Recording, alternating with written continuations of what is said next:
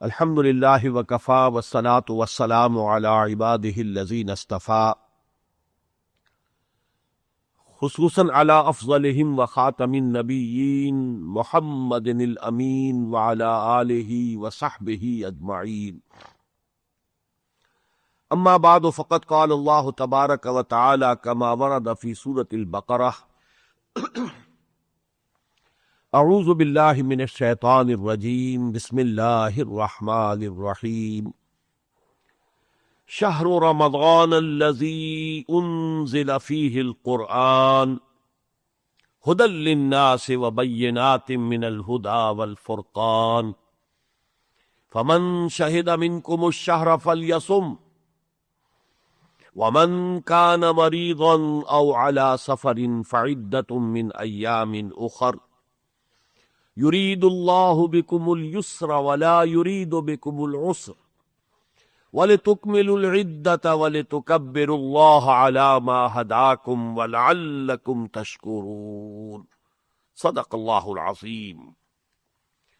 وعن سلمان الفارسی رضی اللہ تعالی عنہ قال خطبنا رسول اللہ صلی اللہ علیہ وسلم فی آخر یوم من شعبان فقال: یا ایھا الناس قد اظلکم شہر عظیم، شہر مبارک، شہر فیہ لیلۃ خیر من الف شہر، جعل اللہ صیامہ فریضۃ وقیام لیلہ تطوعا۔ رواہ الامام البیہقی فی شعب الایمان۔ وعن ابی ہریرۃ رضی اللہ تعالی عنہ قال قال رسول اللہ صلی اللہ علیہ وسلم: من صام رمضان ایمانا واحتسابا غفر له ما تقدم من ذنبه ومن قام رمضان ایمانا واحتسابا غفر له ما تقدم من ذنبه ومن قام ليلة القدر ایمانا واحتسابا غفر له ما تقدم من ذنبه، متفق علیہ۔ وعن عبد الله بن عمرو بن العاص رضی اللہ تعالی عنہما ان رسول اللہ صلی اللہ علیہ وسلم قال: الصیام والقرآن یشفعان للعبد، یقول الصیام ای رب انی منعته الطعام والشہوات بالنہار فشفعنی فیہ، ویقول القرآن منعته النوم باللیل فشفعنی فیہ فیشفعان۔ رواہ الامام بیہقی رحمہ اللہ۔ رب اشرح لی صدری ویسر لی امری واحلل عقدۃ من لسانی یفقہوا قولی۔ اللہم ربنا الہمنا رشدنا واعذنا من شرور انفسنا، اللہم ارنا الحق حقا وارزقنا اتباعہ وارنا الباطل باطلا وارزقنا اجتنابہ۔ اللہم ربنا نور قلوبنا بالایمان واشرح صدورنا للاسلام۔ اللہم ربنا آنس وحشتنا فی قبورنا وارحمنا بالقرآن العظیم۔ اللہم اجعلہ لنا اماما ونورا وہدا ورحمہ۔ اللہم ذکرنا منہ ما نسینا وعلمنا منہ ما جہلنا وارزقنا تلاوتہ آناء اللیل وآناء النہار واجعلہ لنا حجتا یا رب العالمین، آمین۔ معزز حاضرین اور محترم خواتین، آپ کے علم میں ہے کہ میری اس وقت کی گفتگو کا موضوع ہے قرآن حکیم اور رمضان مبارک کا باہمی ربط و تعلق۔ اس کے لیے سب سے پہلے میں نے سورہ بقرہ کی آیت نمبر 185 تلاوت کی ہے کہ جس میں اس ربط و تعلق کو بہت ہی وضاحت کے ساتھ اللہ تعالیٰ نے خود بیان فرما دیا۔ ارشاد باری تعالی ہے: شہر رمضان الذی انزل فیہ القرآن۔ رمضان مبارک کا مہینہ وہ ہے جس میں قرآن نازل کیا گیا۔ گویا کہ جو ربط و تعلق ہے رمضان مبارک کا قرآن حکیم کے ساتھ، وہ بالکل ابتدائی جو الفاظ ہیں اس آیہ مبارکہ کے ان میں واضح کر دیا گیا کہ یہ جو روزے کی عظیم عبادت کے لیے یہ ماہ مبارک جو منتخب کیا گیا، ویسے تو سارے دن اللہ کے ہیں، سارے مہینے اللہ کے ہیں، لیکن یہ ہے کہ اگر کوئی انتخاب ہوتا ہے تو منطق کا اصول ہے ترجیح بلا مرجح نہیں ہونی چاہیے، کہ 12 مہینوں میں سے ایک مہینے کو اگر فضیلت دی جا رہی ہے تو اس کے لیے کوئی نہ کوئی بنیاد ہونی چاہیے، کوئی ترجیح کے لیے جو ہے کوئی اس کا قاعدہ ہونا چاہیے، اس کے لیے کوئی اساس ہونی چاہیے۔ تو اس کا مرجح کیا ہے کہ یہ جو مہینہ ہے یہ اصل میں نزول قرآن کا مہینہ ہے، اور اس سے مراد کیا ہے؟ اگرچہ ہمارے تو علم میں ہے کہ نبی اکرم صلی اللہ علیہ وسلم پر تو پورا قرآن حکیم جو نازل ہوا ہے تو تھوڑا تھوڑا کر کے وہ تو ہمارے حساب سے 22 برس میں جا کر اس کا نزول مکمل ہوا۔ سن 610 عیسوی میں، اگر ہم سن عیسوی کے حساب سے ہی چونکہ سوچنے کے اور گفتگو کرنے کے عادی ہیں تو اس کے حوالے سے بتا رہا ہوں، سن 610 عیسوی میں آغاز ہوا وحی کا محمد الرسول اللہ صلی اللہ علیہ وسلم پر، اور 632 عیسوی میں آپ کا انتقال ہو گیا۔ تو یہ 22 برس کے عرصے میں حضور پر قرآن نازل ہوا ہے۔ تو اس کے کیا معنی ہوئے کہ مہینہ رمضان کا وہ ہے کہ جس میں قرآن نازل ہوا؟ اور یہی سوال پیدا ہوتا ہے کہ جب ہم دیکھتے ہیں کہ ایک پوری سورت قرآن میں ہے لیلۃ القدر کے بارے میں، انا انزلناہ فی لیلۃ القدر وما ادراک ما لیلۃ القدر لیلۃ القدر خیر من الف شہر۔ ہم نے اس قرآن کو نازل کیا اس مبارک رات میں، لیلہ مبارکہ بھی اسے کہا گیا ہے ایک جگہ پر، وہ جو لیلۃ القدر ہے اس میں ہم نے نازل کیا۔ تمہیں کیا معلوم وہ لیلۃ القدر کی کیا عظمت ہے، اس کی کیا شان ہے؟ لیلۃ القدر وہ 1000 مہینوں سے زیادہ فضیلت رکھنے والی ہے۔ تو یہ لیلۃ القدر بھی نبی اکرم صلی اللہ علیہ وسلم نے ہمیں بتایا کہ رمضان مبارک کے آخری عشرے کی کوئی رات ہے، زیادہ گمان 27ویں شب کا ہے، لیکن آپ نے فرمایا کہ آخری عشرے کی جو طاق راتیں ہیں ان میں تلاش کرو۔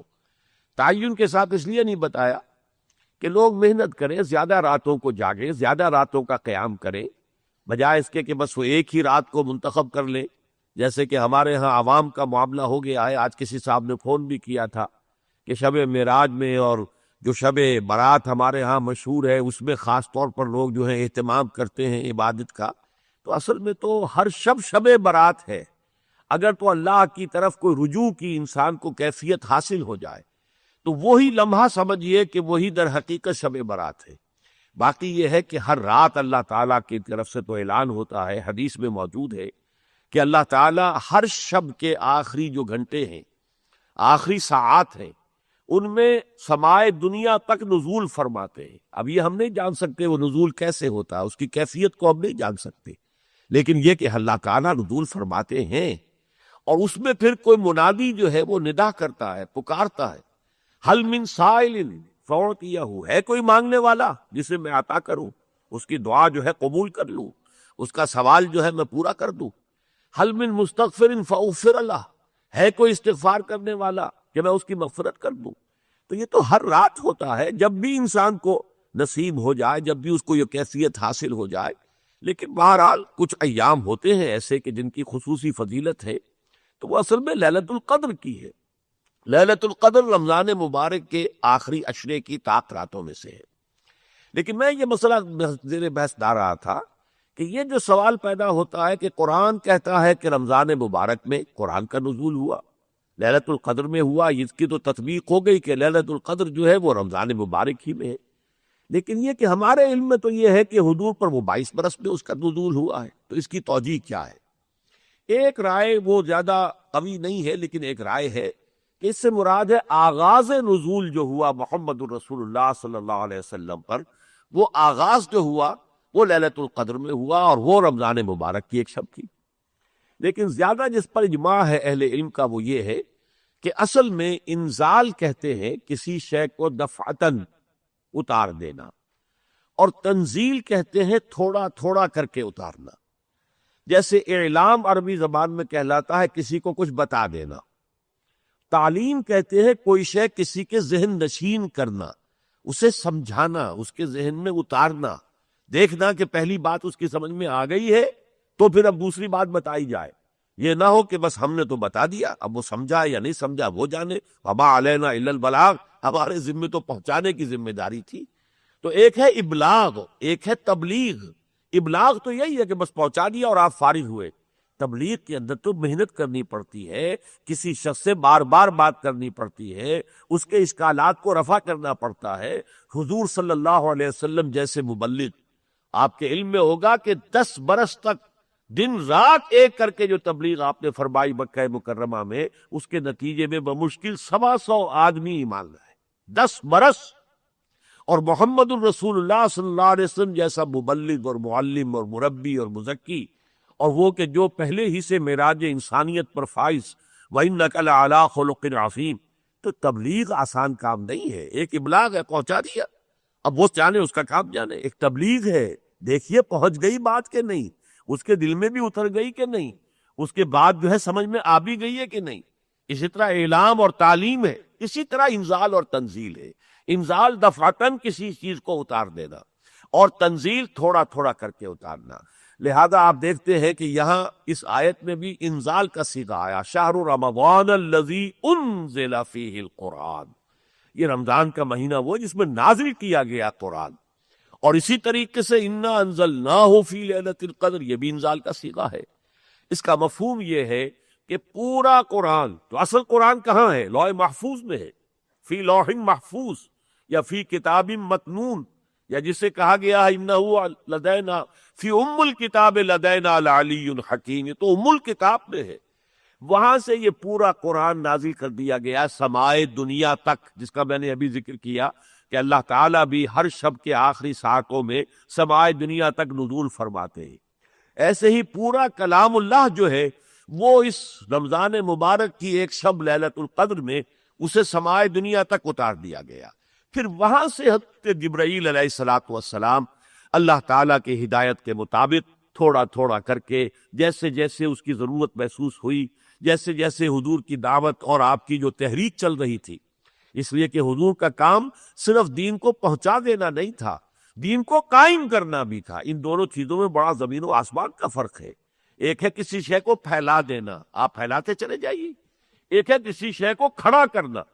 خیمہ گر گیا ہے تو اسے کھڑا کیجئے، کھڑا ہے تو کھڑا رکھیے، آندھی آ رہی ہے، تند ہوا آ رہی ہے تو اس کے بانسوں کو بھی سنبھالیے، رسے بھی دیکھیے کہ رسے صحیح جو ہے وہ اپنی جگہ پر قائم ہے کہ نہیں ہے، تو یہ ہوگا اس کو کھڑا رکھنا، کھڑا کرنا، کھڑا رکھنا۔ تو دین کی ایک تبلیغ ہے اور دین کو ایک قائم کرنا ہے، ان اقیم الدین، دین کو ایک مکمل نظام زندگی کی حیثیت سے قائم کرو۔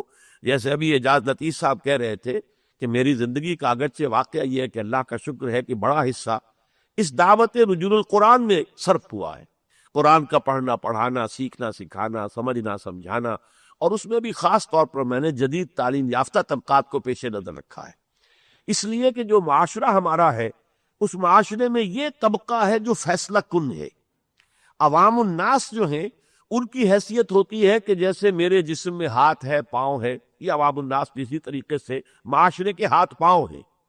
لیکن جیسے میرے جسم میں یہ دماغ ہے، ایسے ہی اس معاشرے کے اندر، اس قوم کے اندر جو اس کا ذہین طبقہ ہوتا ہے، وہ ذہین طبقہ گویا کہ اسے انگریزی میں برین ٹرسٹ بھی کہتے ہیں، اسے انٹیلیجنسیا بھی کہتے ہیں، اسے انٹلیکچوئل مائنورٹی بھی کہتے ہیں۔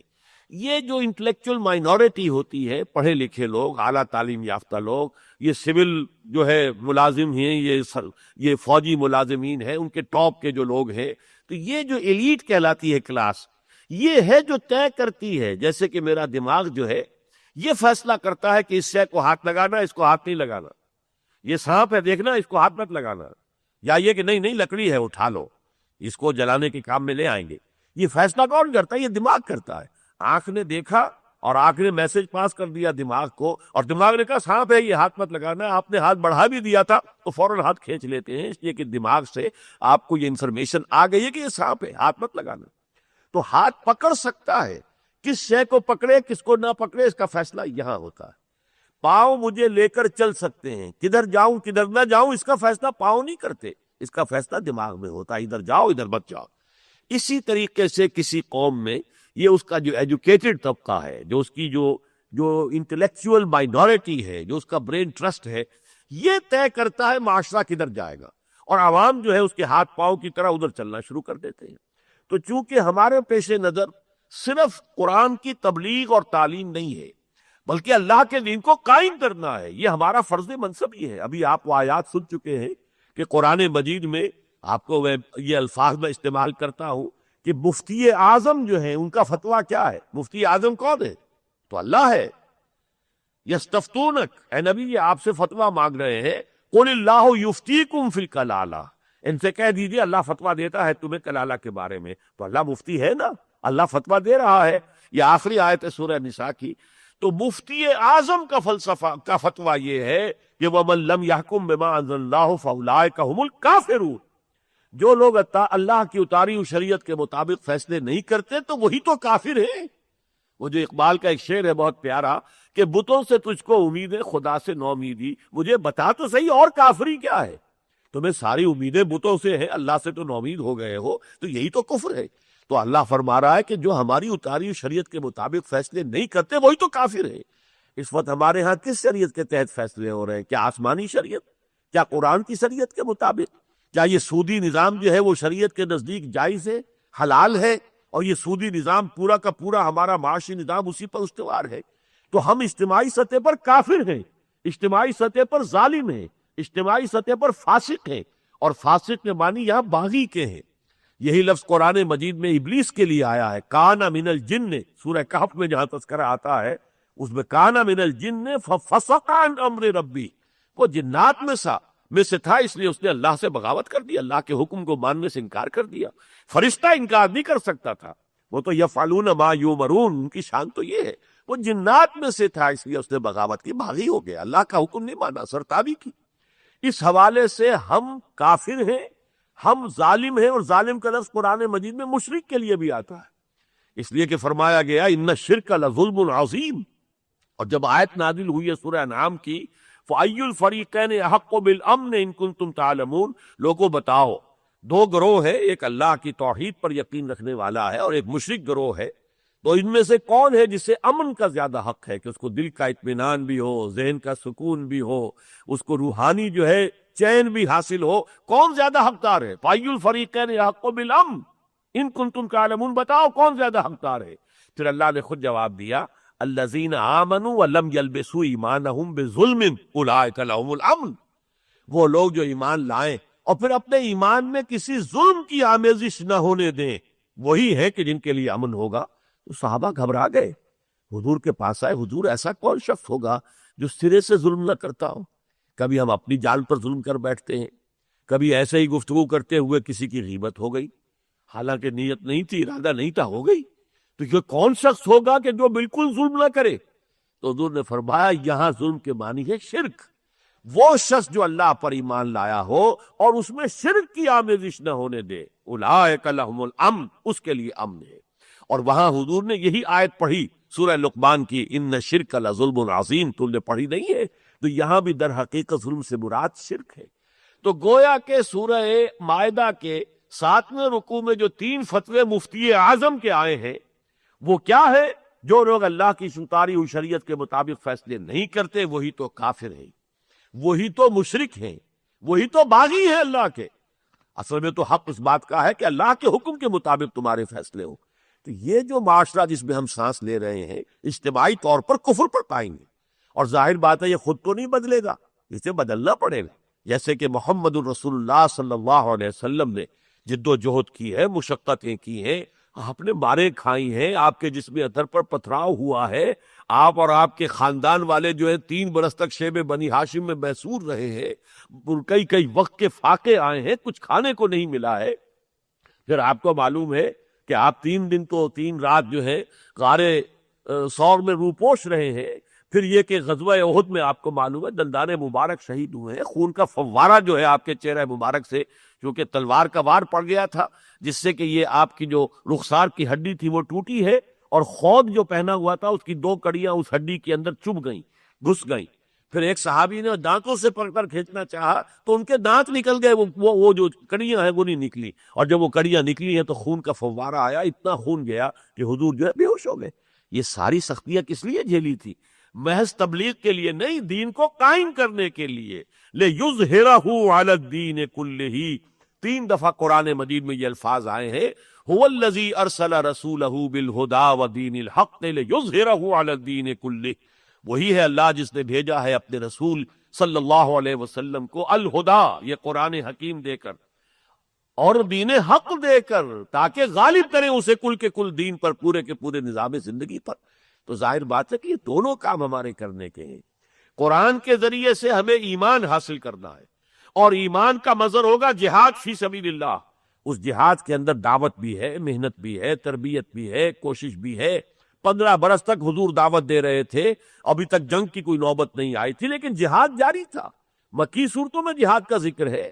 سورہ عنکبوت میں فرمایا گیا والذین جاہدوا فینا لنہدینہم سبلنا، جہاد کا لفظ آیا ہے. ومن جاہد فانما یجاہد لنفسہ، یہ سورہ عنکبوت کے شروع میں آیا ہے. تو جہاد تو ہو رہا تھا، قتال شروع ہوا ہے بعد میں.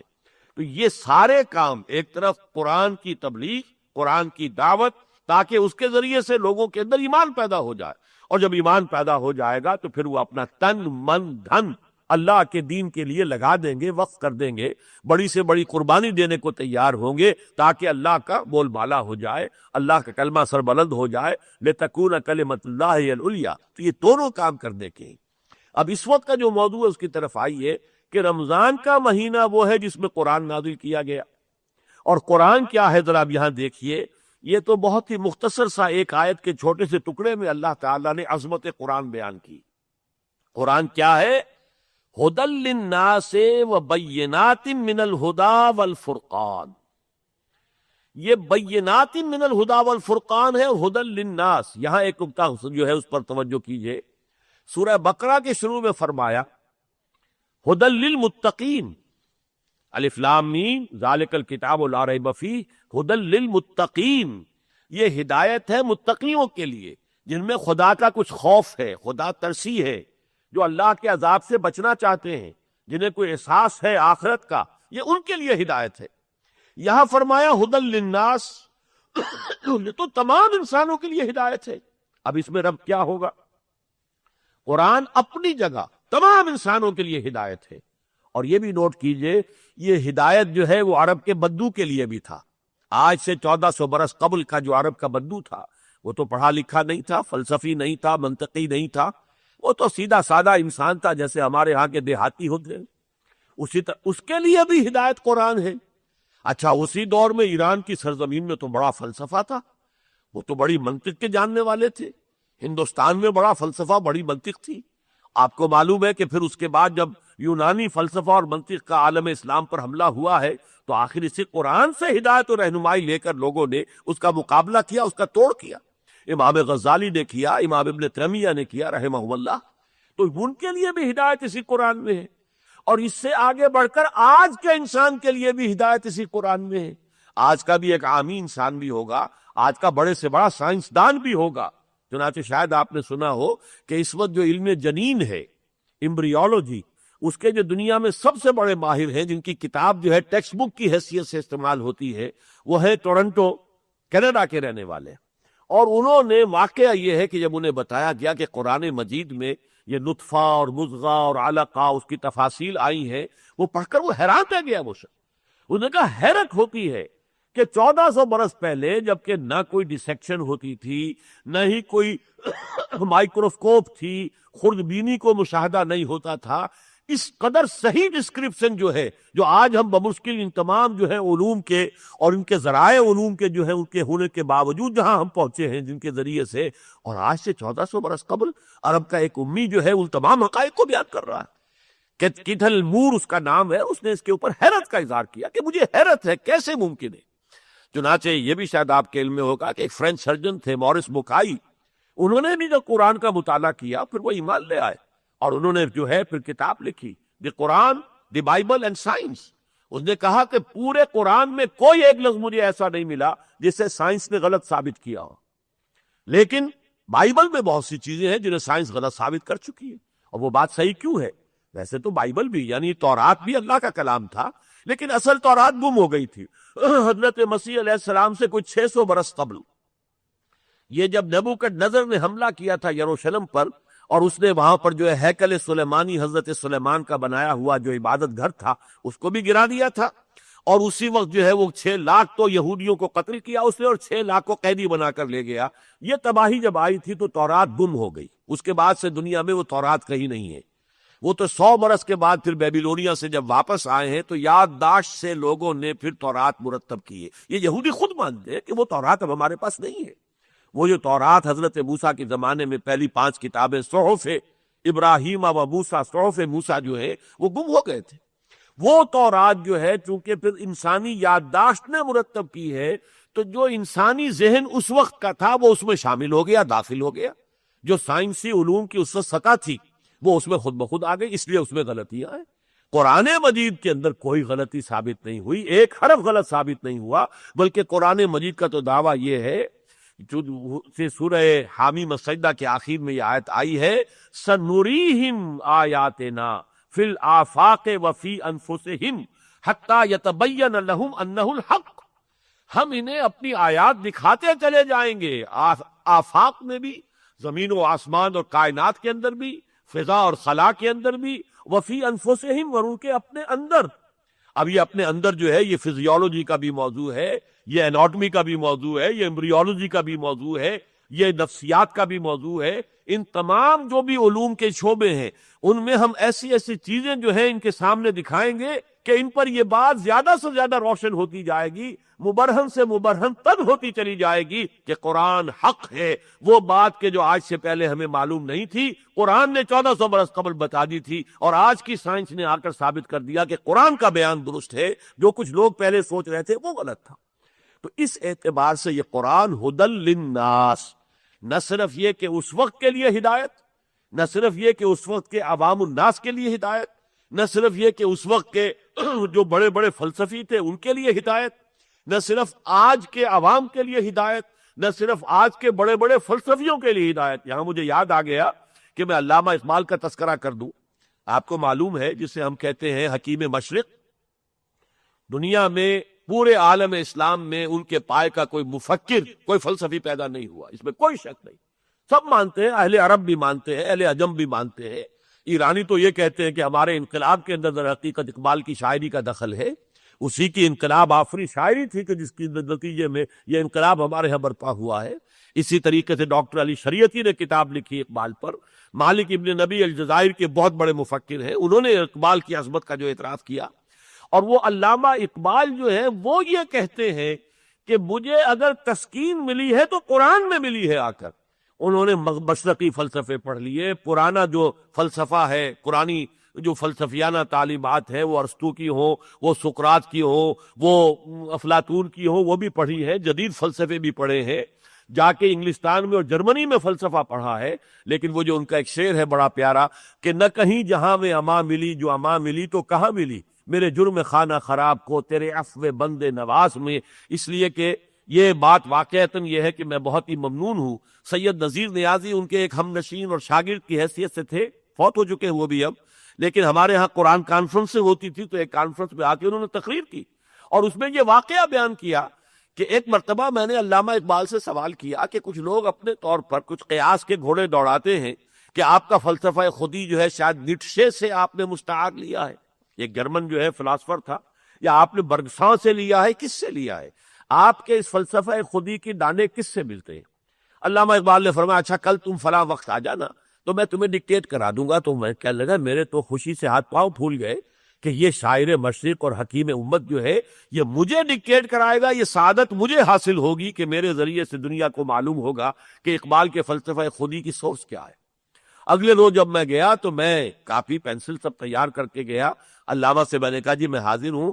تو فرمایا اچھا یہ ذرا قرآن مجید کا نسخہ نکال لو. کہنے لگے میرے تو اوپر جو ہے ایسے ہی سمجھیے اوس پڑ گئی کہ میں سمجھتا تھا کہ کوئی فلسفے کی کتاب نکلوائیں گے، کوئی برگساں کی ہوگی، کوئی نیٹشے کی ہوگی، کوئی کسی اور کی ہوگی، یہ تو قرآن مجید نکلوا رہے. کہا کھولو سورہ حشر، اور سورہ حشر کی یہ آیت دیکھو، وَلَا تَكُونُوا كَالَّذِينَ نَسُوا اللَّهَ فَأَنسَاهُمْ أَنفُسَهُمْ. ان لوگوں کے مانند نہ ہو جانا جنہوں نے اللہ کو بھلا دیا، فراموش کر دیا، تو اللہ نے انہیں اپنے آپ سے غافل کر دیا. یہ اپنے آپ سے، وہ کون سا اپنا آپ ہے جس سے انسان غافل ہو جاتا ہے؟ کیا ابو جہل اپنے جسم سے غافل تھا؟ کیا اس کے ساتھ پیٹ کھانے کو مانگتا تھا تو وہ نہیں دیتا تھا؟ کیا اس کی کوئی جنسی شہوت ہوتی تو پوری نہیں کرتا تھا؟ کیا کوئی بیماری لاحق ہوتی تھی تو علاج نہیں کرتا تھا؟ کیا وہ اپنے جسم کو دھوکا صاف نہیں کرتا تھا، نہاتا نہیں؟ کون انسان ہے، کوئی بڑے سے بڑا کافر بھی اپنے اس حیوانی وجود سے، اپنے جسمانی وجود سے تو غافل نہیں ہوتا. معلوم ہوا کہ ہمارا کوئی مانوی وجود ہے، کوئی اور وجود ہے جو حقیقی انسان ہے وہ کوئی اور ہے، اور وہ در حقیقت قرآن مجید خود ہی تو فارسی کا لفظ ہے۔ قرآن مجید کی روح سے پوچھے تو وہ روح ہے، انسانی ہے۔ یہ روح کے جو حضرت آدم میں پھونکی گئی تو وہ مسجود ملائک بنے۔ قرآن مجید میں 2 جگہ یہ آیت موجود ہے، فَإِذَا سَوَّيْتُهُ وَنَفَخْتُ فِيهِ مِن رُوحِي فَقَعُوا لَهُ سَاجِدِينَ۔ تو علامہ اقبال کا میں خاص طور پر اس بات سے تذکرہ کر رہا ہوں کہ 20ویں صدی عیسوی کا ایک مفکر فلسفی مشرق و مغرب کے فلسفے کھنگال کر اسے اگر ہدایت نصیب ہوئی تو قرآن سے ہوئی۔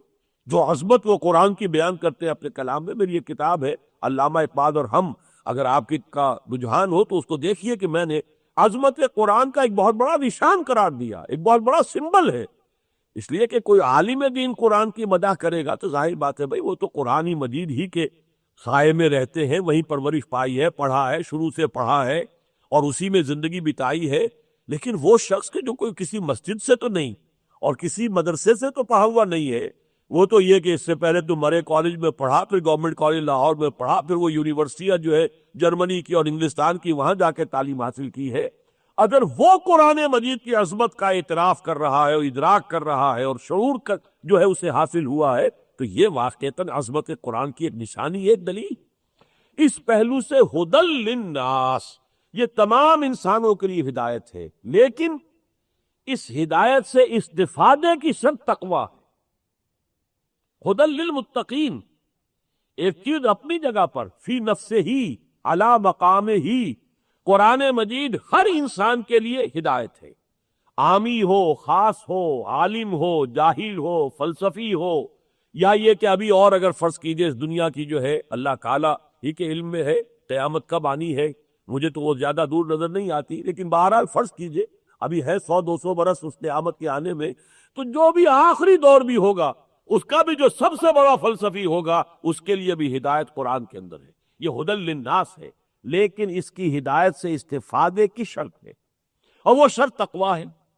اور یہی در حقیقت روزے اور رمضان کے درمیان جو تعلق ہے اس کو سمجھیے کہ روزے کی غرض و غایت بیان کی ہے اس سے پہلے آیت میں، یہ آیت 185 ہے، لیکن اس سے پہلے 183ویں آیت میں وہ سورہ بقرہ کے وہ جو آیت آئی جو آپ میں سے اکثر کو اب یاد بھی ہوگی، آج کل تو جمعوں میں آپ کو معلوم ہے خطبے ہوتے ہیں رمضان سے قبل، تو لوگوں کو ذہناً تیار کرنے کے لیے عظمت صوم اور احکام جو روزے کے احکام ہیں ان کو اور فضیلت رمضان بیان کیا جاتا ہے، تو وہ آیت تو یاد ہوگی، یا ایھا الذین آمنوا کتب علیکم الصیام کما کتب علی الذین من قبلکم لعلکم تتقون، اے ایمان والو تم پر روزہ فرض کیا گیا ہے جیسے کہ تم سے پہلی بھی امتوں پر فرض کیا گیا تھا، تاکہ تمہارے اندر تقویٰ پیدا ہو جائے۔ یہ تقویٰ پیدا ہوگا تو تم قرآن سے استفادے کے اہل ہوگے، اگر یہ تقویٰ نہیں ہوگا تو قرآن مجید کو تم پڑھ جاؤ گے، سن لو گے، تمہیں حاصل کچھ نہیں ہوگا، استفادہ نہیں ہوگا، اس سے تمہارا باطن منور نہیں ہوگا، اس سے تمہیں ہدایت نہیں ملے گی۔ اس کے لیے شرط لازم تقویٰ ہے، ہدی للمتقین، اور تقویٰ کے لیے ہم نے تم پر روزہ فرض کیا ہے۔ کتب علیکم الصیام کما کتب علی الذین من قبلکم لعلکم تتقون۔ اب اس سے زیادہ وضاحت میں جانے کا موقع نہیں ہے، میں کل ہی یہاں اسی شہر میں تقریباً 3.25 گھنٹے کی تقریر کر چکا ہوں، جس میں کہ میں نے اس پورے رکوع پر گفتگو کی ہے، اس کا درس دیا ہے، ایک ایک لفظ کے جو ہے مفہوم کو بیان کیا ہے تفصیل سے۔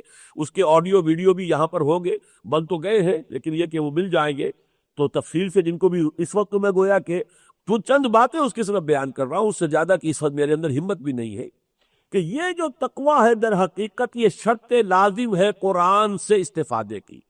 اچھا اب دیکھیے اس میں ایک اور جو ہے ایک مناسبت قائم ہوتی ہے۔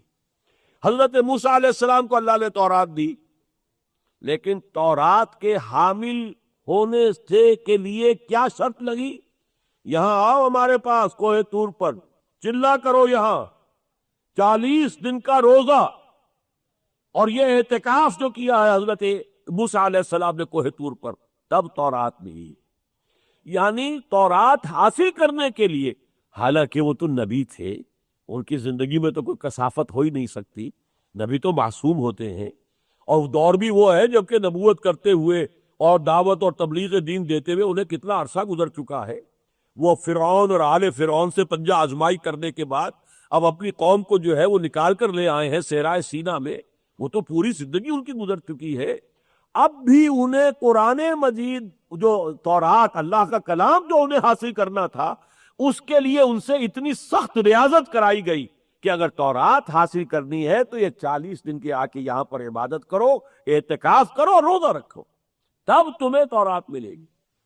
اور یہی بات ہے کہ جو حضرت عیسیٰ کے بارے میں انجیل میں ہے، قرآن میں نہیں ہے۔ حضرت موسیٰ کا تو واقعہ پورا قرآن مجید میں سورہ اعراف کے اندر تفصیل سے ذکر ہے۔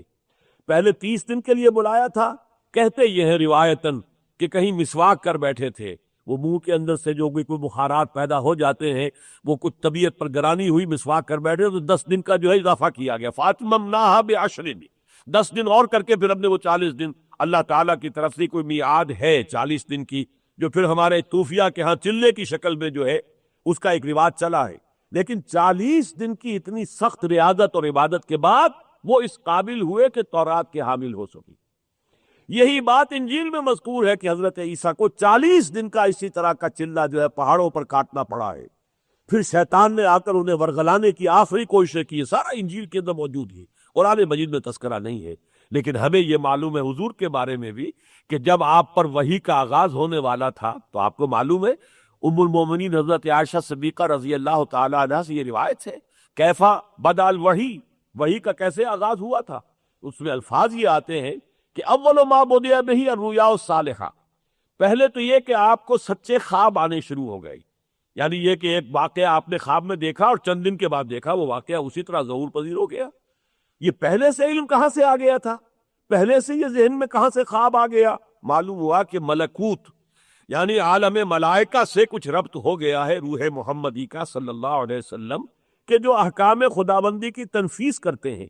جیسے آپ کو معلوم ہے کہ ہیڈ آفس میں کسی کے ٹرانسفر کا حکم ہو گیا ہے، اور ٹائپسٹ جو ہے وہ ٹائپ کرے گا، ابھی وہ حکم جائے گا وہاں پر، لیکن اس ٹائپسٹ نے فون بھی کر دیا ہے کہ صاحب تمہارا تبادلہ تو ہو گیا ہے، تو وہ حکم تو ابھی پہنچے گا، لیکن یہ کہ اس کو اطلاع ہو گئی کہ میرا تبادلہ ہو گیا ہے۔ یہی بات ہے کہ ملائکہ جب لے کر اترتے ہیں اللہ کے احکام کی تنفیذ، فلاں وقت پر یہ کام اس طور سے ہونا ہے، وہی اگر ملائکہ کے ساتھ مناسبت ہو جائے، قرب ہو جائے، تو روح انسانی اس سے اخذ کر لیتی اور وہ خواب کی شکل میں اس کے سامنے آ جاتا ہے، پھر جو کہ تو وہ واقعہ جو ظہور میں آتا ہے۔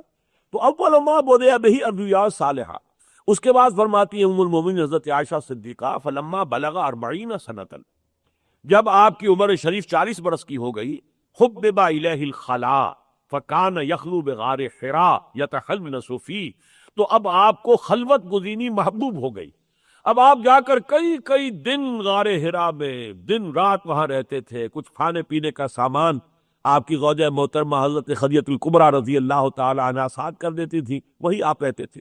یہ چلہ کشی سمجھ لیجیے، اگرچہ ہمارے پاس صحیح تعداد نہیں ہے کہ کتنے دن حضور وہاں مقیم رہے یا کتنا عرصہ آپ کا اس طرح گزرا ہے، لیکن اصولاً ہمیں معلوم ہے کہ آپ کی اس سٹیج میں سے گزرے ہیں، اور پھر وہیں پر یہ واقعہ ہوا ہے کہ حضرت جبرائیل حاضر ہوئے ہیں اور اقرأ بسم ربک الذی خلق خلق الانسان من علق۔ تو یہ میں نے ساری داستان آپ کو کیوں بتائی کہ در حقیقت اسی کی ایک ریاضت ہے کہ جو مسلمانوں پر روزے کی شکل میں فرض کی گئی۔ تم روزے کے ذریعے سے تقوی حاصل کرو، تمہاری روح کو کچھ بالیدگی حاصل ہو، تمہارا یہ حیوانی وجود کچھ مزمحل ہو، کچھ کمزور پڑے، جس کا بوجھ پڑا ہوا ہے، دباؤ پڑا ہوا ہے روح پر، روح دبی ہوئی ہے، سسک رہی ہے، جاں بلب ہے، بے ہوش پڑی ہے، ہو سکتا ہے کہ مر بھی گئی ہو۔ بہت سے وہ لوگ، جیسے قرآن کہتا ہے کہ اے نبی آپ اس ابو جہل کو زندہ نہ سمجھیے، اموات غیر احیاء، یہ مر چکے ہیں، اس کے اندر کا انسان مر چکا، اس کے اندر کی روح مر چکی ہے، یہ تو اب چلتا پھرتا مقبرہ ہے۔ آپ سمجھتے ہیں کہ یہ آپ کی بات سن رہے ہیں، یہ نہیں سن رہے آپ کی بات، آپ سمجھتے ہیں کہ یہ دیکھ رہے ہیں، یہ نہیں دیکھ رہے آپ کو، یہ تو در حقیقت حیوان ابو جہل ہے اور حیوان ابو لہب ہے کہ جو آپ کو اپنے سامنے نظر آ رہا ہے۔ وہ جو انسان اس کے اندر تھا، وہ جو روح تھی، وہ تو مر چکی، وہ دفن ہو چکی، اب یہ تعزیہ ہے چلتا پھرتا ہوا جو چل رہا ہے۔ تو اسی طریقے سے یوں سمجھیے کہ یا تو روح مر گئی، وہ تو ان لوگوں کا معاملہ ہے جن کے بارے میں قرآن کہتا ہے ختم اللہ علی قلوبہم وعلی سمعہم وعلی ابصارہم غشاوہ، جب روح ہی مر گئی تو اب ان کے تو دلوں پر بھی مہر لگ گئی، ان کے آنکھوں کے آگے پردے پڑ گئے، ان کے کانوں پر مہر لگ گئی۔ اب آپ کتنی ہی سواء علیہم انذرتہم ام لم تنذرہم لا یؤمنون، اب کتنی ہی آپ تبلیغ فرما لیں، کتنی ہی آپ کی کوشش ہو، کتنا ہی آپ سمجھانے کی کوشش کریں، یہ ایمان نہیں لائیں گے۔ لیکن بہت سے لوگ وہ بھی ہوتے ہیں روح مری نہیں ہے، سسک رہی ہے، جاں بلب ہے یا بے ہوش ہے۔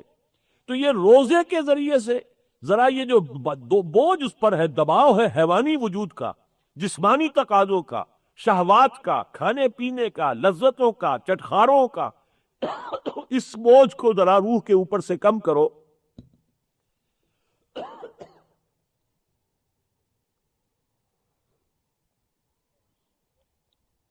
تاکہ اس روح کو کچھ ریلیف ملے، جسے سائی آف ریلیف آپ کہتے ہیں۔ یہ ریلیف جب آپ کو روزے کے ذریعے سے ملا، اب رات کو کھڑے ہو جاؤ، اب کلام ربانی تم پر نازل ہو۔ یہ گویا کہ تلقی ہے قرآن، قرآن کو حاصل کرنا۔ دیکھیے لقا کا لفظ آتا ہے ملنے کے لیے، اسی سے ملاقات باب مفاعلہ ہے، جب دو افراد آ کر ملتے ہیں ملاقات ہو گئی۔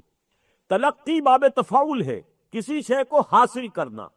تو قرآن کی تلقی کے لیے، قرآن کو حاصل کرنے کے لیے، قرآن کو اپنے اوپر نازل کرنے کے لیے، یہ دن میں روزہ رکھ کر اور رات کو کھڑے رہو اور قرآن سنو اور قرآن سمجھو اور قرآن پر غور کرو۔ یہ دو عاطسہ پروگرام ہے روزے کا۔ اسی لیے میں ذرا عظمت قرآن کے بارے میں چند باتیں بعد میں بھی کہوں گا، لیکن ابھی اس آیت کو مکمل کر لیجئے۔ شہر رمضان الذی انزل فیہ القرآن ھدی للناس وبینات من الہدی والفرقان۔ رمضان کا مہینہ وہ ہے جس میں قرآن نازل کیا گیا، اور قرآن کیا ہے؟ پوری نوع انسانی کے لیے ہدایت اور رہنمائی۔ اور ہدایت اور رہنمائی بھی ایچ پیچ الفاظ میں نہیں ہے، پہلیاں نہیں بجوائی ہیں، مشکل بھاری بھرکم اصطلاحات فلسفے کی اور منطق کی استعمال نہیں ہوئی ہیں۔ بینات، بین اس شے کو کہتے ہیں جو از خود روشن ہو، از خود واضح ہو، جسے واضح کرنے کی کوئی ضرورت نہ ہو، خود واضح بین۔ اب آپ بھی کہتے ہیں کہ میاں کیا بات ہے، تمہاری سمجھ کیوں نہیں آ رہی؟ بین سی بات ہے، بات بالکل واضح ہے، کیوں سمجھ میں نہیں آ رہی؟ وہ بین جو ہے، جیسے ہم کہتے ہیں کہ آفتاب آمد دلیل آفتاب، جب سورج طلوع ہو گیا تو اب کسی دلیل کی ضرورت نہیں ہے، سورج تو سب کو نظر آ رہا ہے، سب کو معلوم ہے کہ سورج ہے۔ تو بینات من الہدی، روح انسانی کے نزدیک، نوٹ کر لیجئے اسے، روح انسانی یا انسان کا جو مانوی وجود ہے، اس کے لیے قرآن بین کے درجے میں اتنا روشن، اتنا مبرہن، اتنا واضح کہ اس کے لیے گویا کہ اس کے قبول کرنے میں کوئی رکاوٹ ہے ہی نہیں، اس میں سرے سے کوئی تاخیر ہوگی ہی نہیں۔ بینات من الہدی، ہدایت کی بینات، روشن، اور والفرقان، قدم قدم پر آپ کو ضرورت پڑتی ہے، ادھر جاؤں یا ادھر جاؤں، یہ کام کروں یا یہ کام کروں، جائز ہے یا ناجائز ہے، حلال ہے یا حرام ہے۔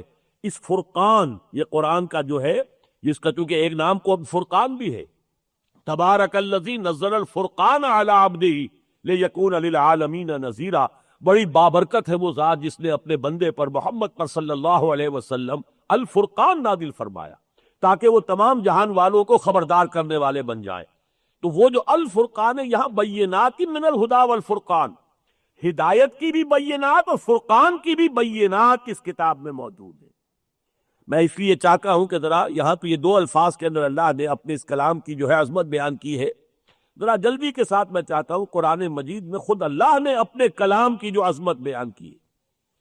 دیکھیے ایک آیت اگر لیں گے تو سورہ حشر کی آیت ہے، لو انزلنا هذا القرآن على جبل لرأيته خاشعا متصدعا من خشية الله وتلك الامثال نضربها للناس لعلهم يتفكرون۔ اگر ہم نے اپنے اس کلام قرآن کو کسی پہاڑ پر اتار دیا ہوتا، تم دیکھتے کہ اس کے روب کی وجہ سے وہ دب جاتا، ریزہ ریزہ ہو جاتا۔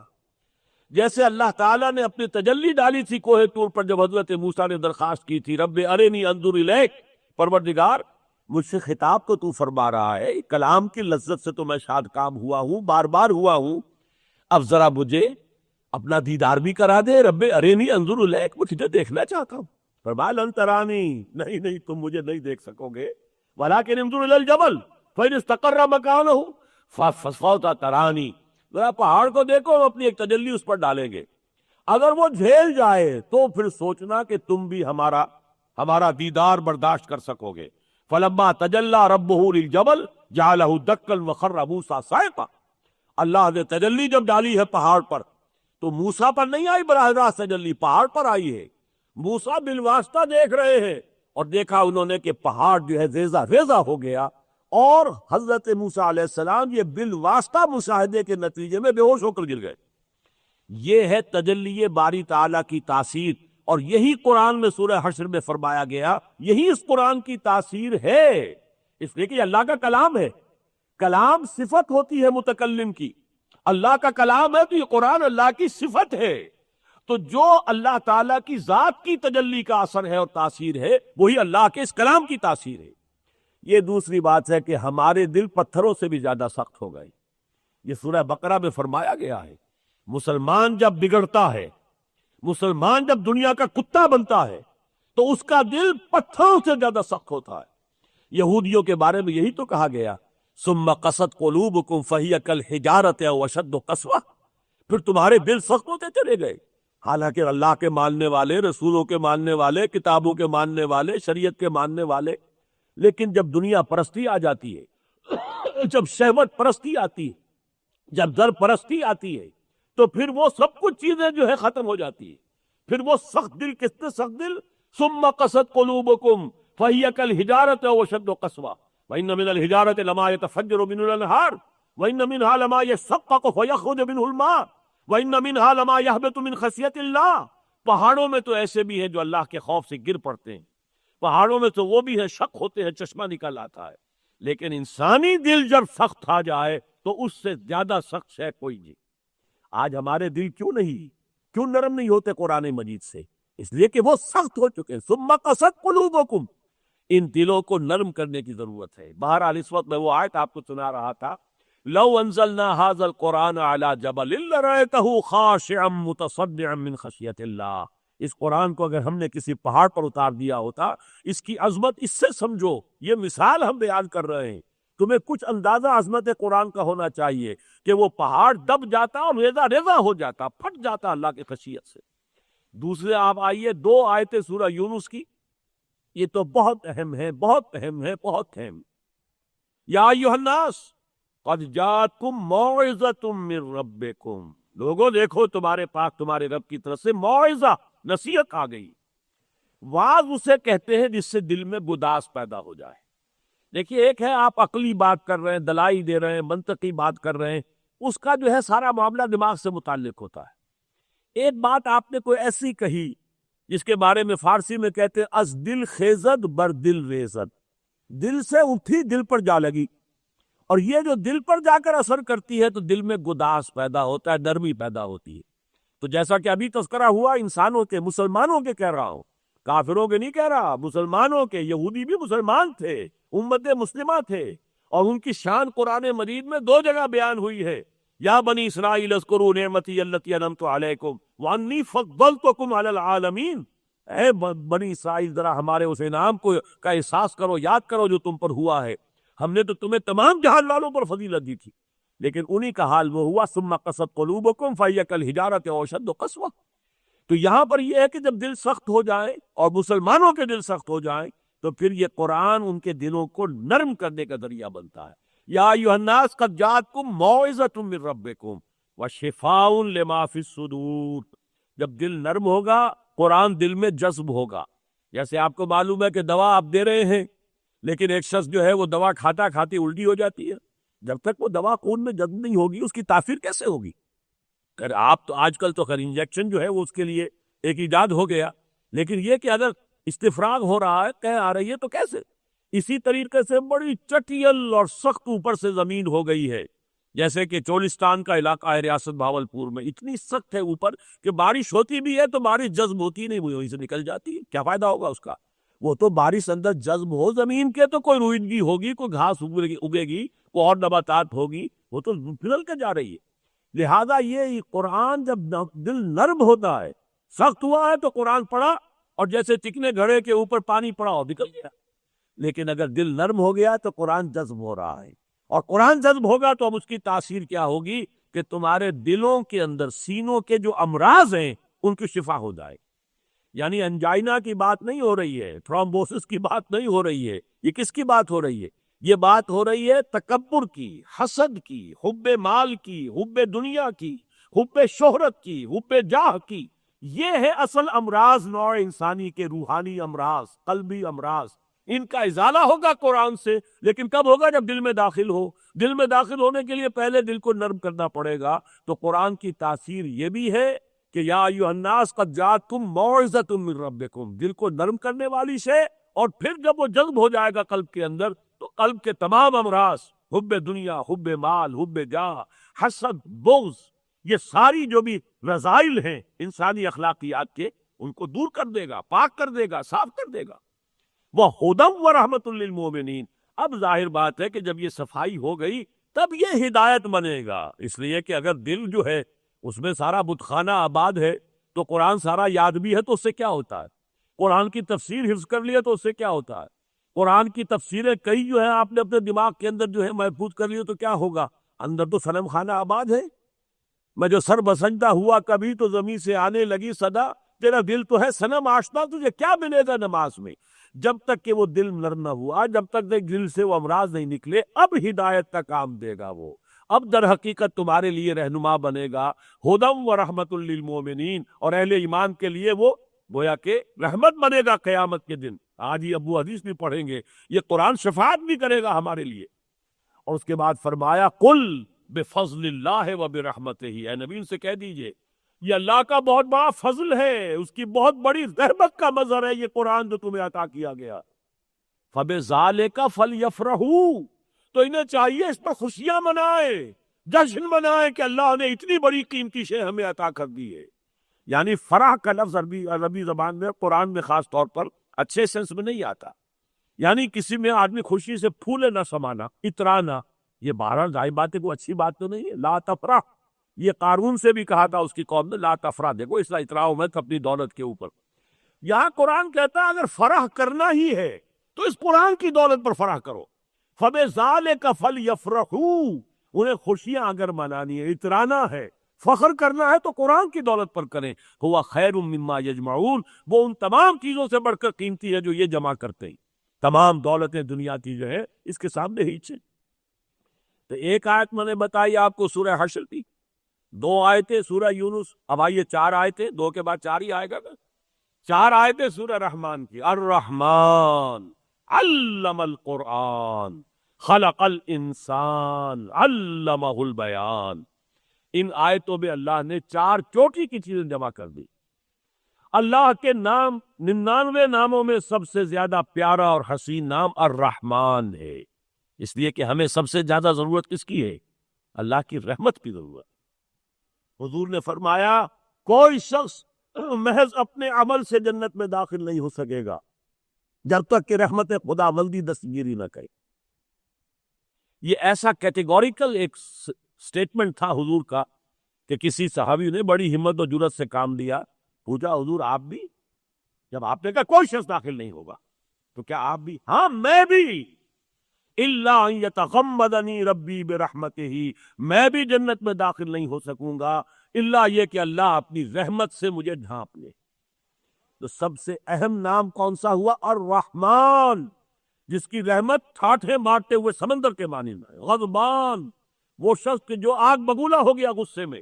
جوعان، جو بھوک کے مارے مرا جا رہا ہے۔ عطشان، جس کی پیاس سے جان نکل رہی ہے۔ رحمان، جس کی رحمت جو ہے ٹھاٹھے مارتے سمندر کے مانند ہے۔ الرحمن علم القرآن، یہ اللہ کی رحمانیت کا مظہر عتم ہے۔ سارے علم اللہ نے دیے ہیں، علم آدم الاسماء کلہا، لیکن سب سے بڑا علم قرآن کا علم ہے۔ اللہ کے ناموں میں سب سے حسین نام رحمان، اور اللہ نے جو علم انسان کو دیے ان میں سب سے اونچا چوٹی کا علم قرآن کا۔ خلق الانسان، انسان کو بنایا۔ اچھا انسان کو بنایا، آسمانوں کو بھی تو بنایا، جنات کو بنایا، فرشتوں کو بنایا، یہ گیلیکسیز کو بنایا، پہاڑوں کو بنایا، سب کو بنایا، لیکن اللہ کی چوٹی کی تخلیق انسان ہے۔ خلقتہ بیدی، جس کے بارے میں فرمائے اسے میں نے اپنے دونوں ہاتھوں سے بنایا ہے۔ اور ایک جگہ حدیث میں الفاظ آئے ہیں اور انجیل میں یہ الفاظ ہیں God created man in his own image، اور حدیث میں الفاظ موجود ہیں خلق اللہ آدم علی صورتہ ہی، یہ الفاظ موجود ہیں۔ تو آدم جو ہے اور انسان یہ اللہ کی تخلیق کا کلائمیکس ہے۔ علمہ البیان، اور انسان کو جو صلاحیتیں دی ہیں ان میں چوٹی کی صلاحیت قوت بیان ہے۔ انسان کو دیکھنے کی صلاحیت دی ہے تو حیوانوں میں ہے کہ نہیں ہے؟ بہت سے حیوانوں میں ہم سے بہت زیادہ ہے دیکھنے کی صلاحیت. وہ بھی آپ کو حیوان ملتے ہیں کہ جو اندھیرے کے اندر دیکھتے ہیں، انہیں روشنی کی بھی ضرورت نہیں. پھر ہمیں اگر سننے کی صلاحیت دی ہے، گھوڑا ہم سے زیادہ سنتا ہے.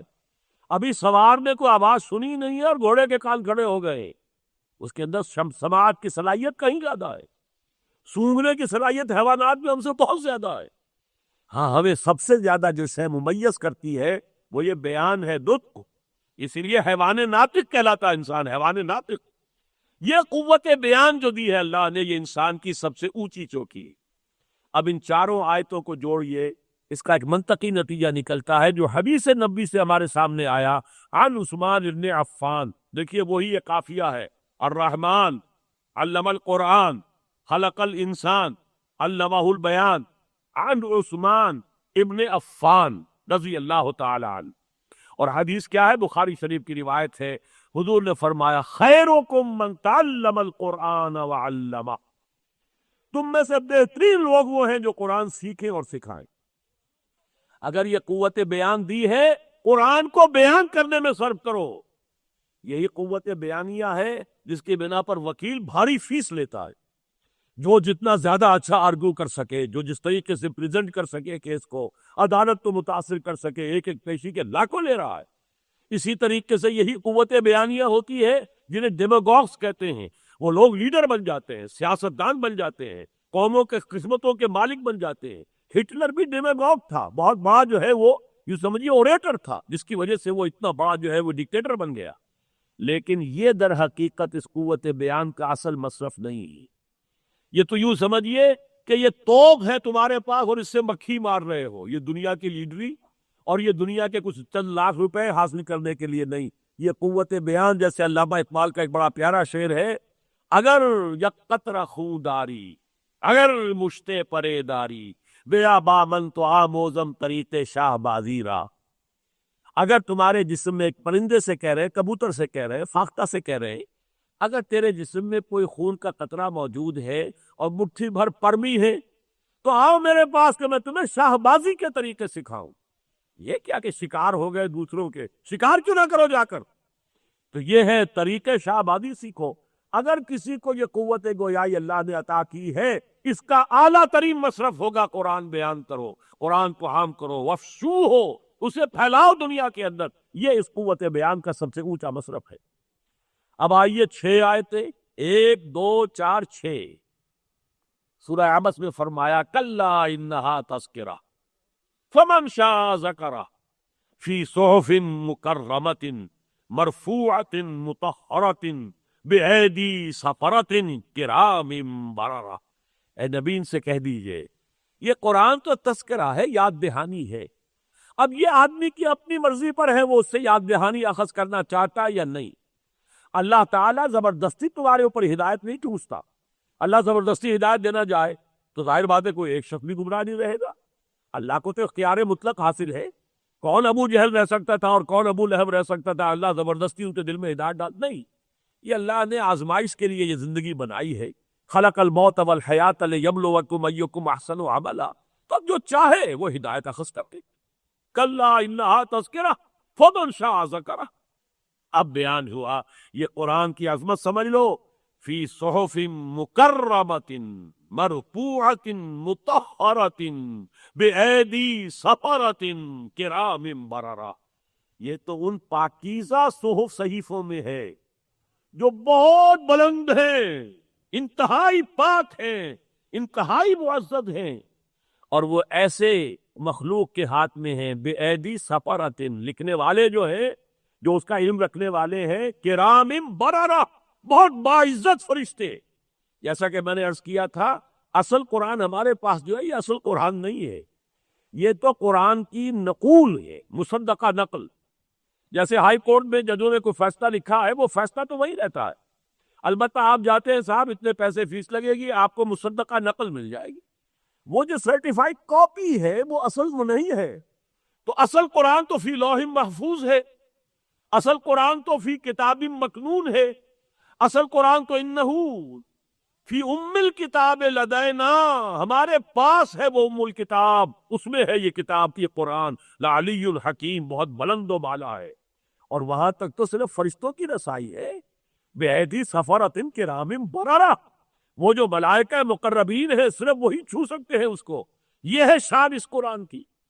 اب آئیے 8 آیات اور اب ذرا تھوڑا سا منفی مضمون بھی آ جائے گا. ابھی تک تو آپ کے لیے دل خوشکن باتیں آ رہی ہے، ذرا تلخ بات بھی آ جائے گی. فَلَا أُقْسِمُ بِمَوَاقِعِ النُّجُومِ وَإِنَّهُ لَقَسَمٌ لَوْ تَعْلَمُونَ عَظِيمٌ. تو نہیں، میں قسم کھاتا ہوں ستاروں کے ڈوبنے کی جگہ کو، جہاں جا کے ستارہ ختم ہوتا ہے اس کی موت واقع ہوتی ہے. اور اگر تم سمجھ سکتے تو یہ بہت بڑی قسم ہے جو ہم نے کھائی ہے. اللہ تعالیٰ جو ہے کس شان سے بیان کر رہے ہیں. تمہیں تو سمجھ نہیں ہے ستارہ کہاں گرتا ہے، کہاں ڈوبتا ہے، کہاں ختم ہوتا ہے. آج کچھ سمجھ آئی ہے. ظاہر بات ہے جب قرآن نازل ہو رہا تھا تو کیا سمجھ میں آیا ہوگا. آج آپ بلیک ہولز کا تصور پڑھتے ہیں اخبارات میں، یونیورس کے اندر وہ بلیک ہول، جہاں کوئی ستارہ پچک کر ختم ہو جاتا ہے وہاں وہ ایک کالا داغ سا پڑ جاتا ہے، اور اس قدر خوفناک ہے اس کے پاس سے بھی اگر کوئی سیارہ گزر جائے گا تو وہ بھی اس کے اندر غرق ہو کر ختم ہو جائے گا. وہ ہیں بہت بڑی شے بلیک ہولز جو یونیورس کے اندر ہیں، اس خلا کے اندر بلیک ہولز ہیں. تو فرمایا فلا اقسم بمواقع النجوم وانه لقسم لو تعلمون عظیم. اور یہ قسم کھا کر کیا کہا؟ انہ لقرآن کریم. دیکھو یہ قرآن بہت باعزت ہے. فی کتاب مکنون، یہ اس کتاب میں جو چھپی ہوئی ہے. وہ کتاب اصل تو چھپی ہوئی ہے، وہ تو لوح محفوظ ہے، وہ تو ام الکتاب ہے، وہاں ہے یہ قرآن. لا یمسہ الا المطہرون، اسے چھو ہی نہیں سکتے مگر صرف وہ فرشتے جو انتہائی پاک ہیں، صرف وہی ہے. بے ایدی سفرۃ کرام بررہ، وہی جو سورہ عبس میں الفاظ آئے ہیں یہاں اس کو بیان کیا، لا یمسہ الا المطہرون. اگرچہ علماء نے اس سے ایک فقہ کا مسئلہ بھی نکال لیا کہ قرآن مجید کو ناپاکی کی حالت میں چھونا نہیں چاہیے، نہ چھوئیں اس کو مگر وہی کہ جو پاک ہو گئے. لیکن اصل میں اس آیت کا جو مفہوم آ رہا ہے لا یمس، چھو ہی نہیں سکتے. اور واقعہ یہ ہے، یہ سمجھ لیجیے اچھی طرح. علامہ اقبال نے ایک جگہ شعر کہا ہے کہ فرشتہ اگرچہ تیری جان قبض کرتا ہے مگر تیرے وجود کے مرکز سے دور رہتا ہے. اسی طرح قرآن کی حقیقت سے آپ دور رہیں گے جب تک کہ آپ کا باطن پاک نہ ہو چکا ہو.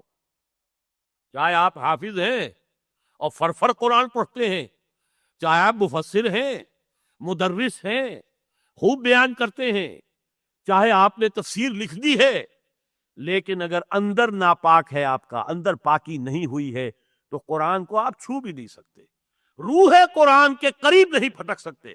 لا یمسہ الا المطہرون، مطہر انتہائی جو پاک ہو گیا ہو. یا تو وہ فرشتے ہیں فی صحف مکرمۃ مرفوعۃ مطہرۃ، یا وہ صحیفے مطہرہ کہے گئے ہیں بے ایدی سفرۃ کرام بررہ. یہاں یہ کرام کا لفظ قرآن کے ساتھ آیا. انہ لقرآن کریم فی کتاب مکنون لا یمسہ الا المطہرون تنزیل من رب العالمین.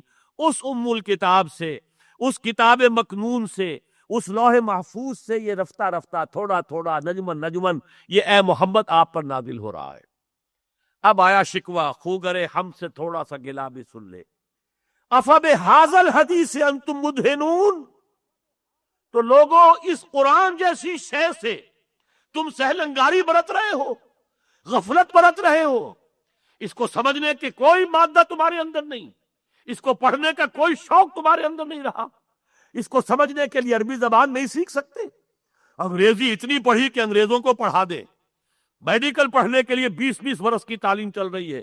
32-33 برس کا آدمی ہو گیا ہے لڑکا، پڑھ رہا ہے بھی اسپیشلائزیشن کر رہا ہے. کتنا عرصہ؟ کس لیے؟ کچھ دنیا کمال ہو گے، کچھ پیسے زیادہ بن جائیں گے. ابھی آپ جو ہے MCS اور کتنی ہزار کی فیسیں جو ہے، لاکھوں تک کے اندر فیسیں دے کر لوگ جو ہے وہ پڑھ رہے ہیں. کس لیے؟ 15-20 ہزار کی ملازمت مل جائے گی. قرآن کو سیکھنے کے لیے عربی تم نے نہ سمجھی، عربی نہیں پڑھی.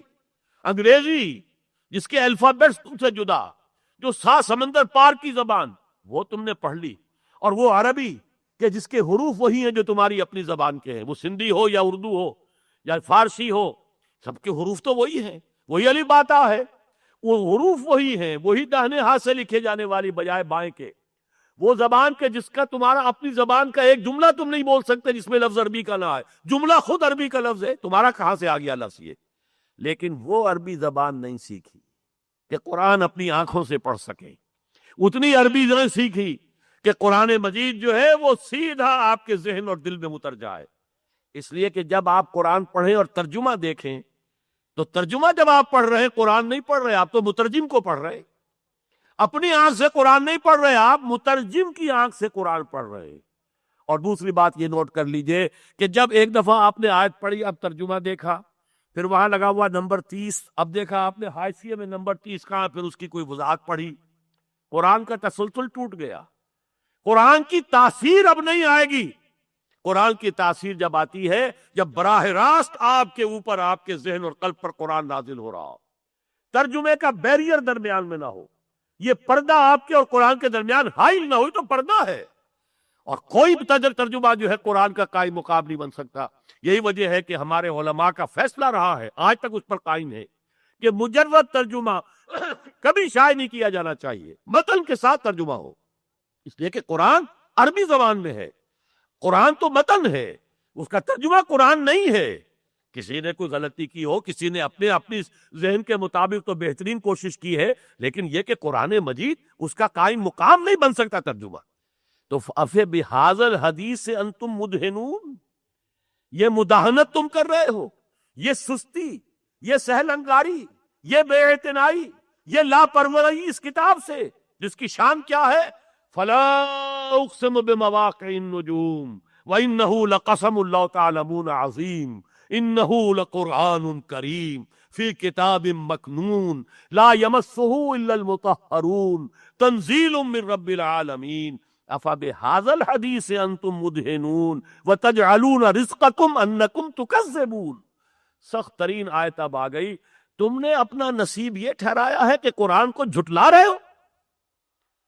آپ کہیں گے یہ تو ہماری بات نہیں ہے، ہم نے تو جھٹلایا نہیں، قرآن کو تو ہم مانتے ہیں، اللہ کا کلام ہے، جومتے بھی ہیں اسے، اس کو بڑے اچھے جزدان میں رکھتے ہیں، اوپر رکھتے ہیں، گر جائے تو پھر یہ کہ اس کا صدقہ دیتے ہیں وغیرہ وغیرہ.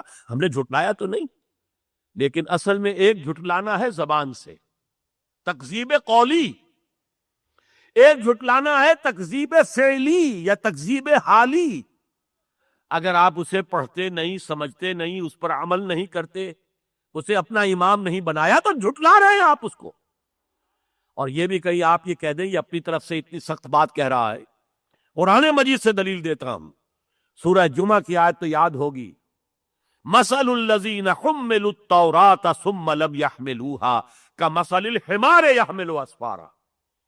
میں تم سے پہلے ایک امت تھی، وہ امت مسلمہ، میں وہ آیت آپ کو سنا چکا ہوں، 2 دفعہ آئی ہے.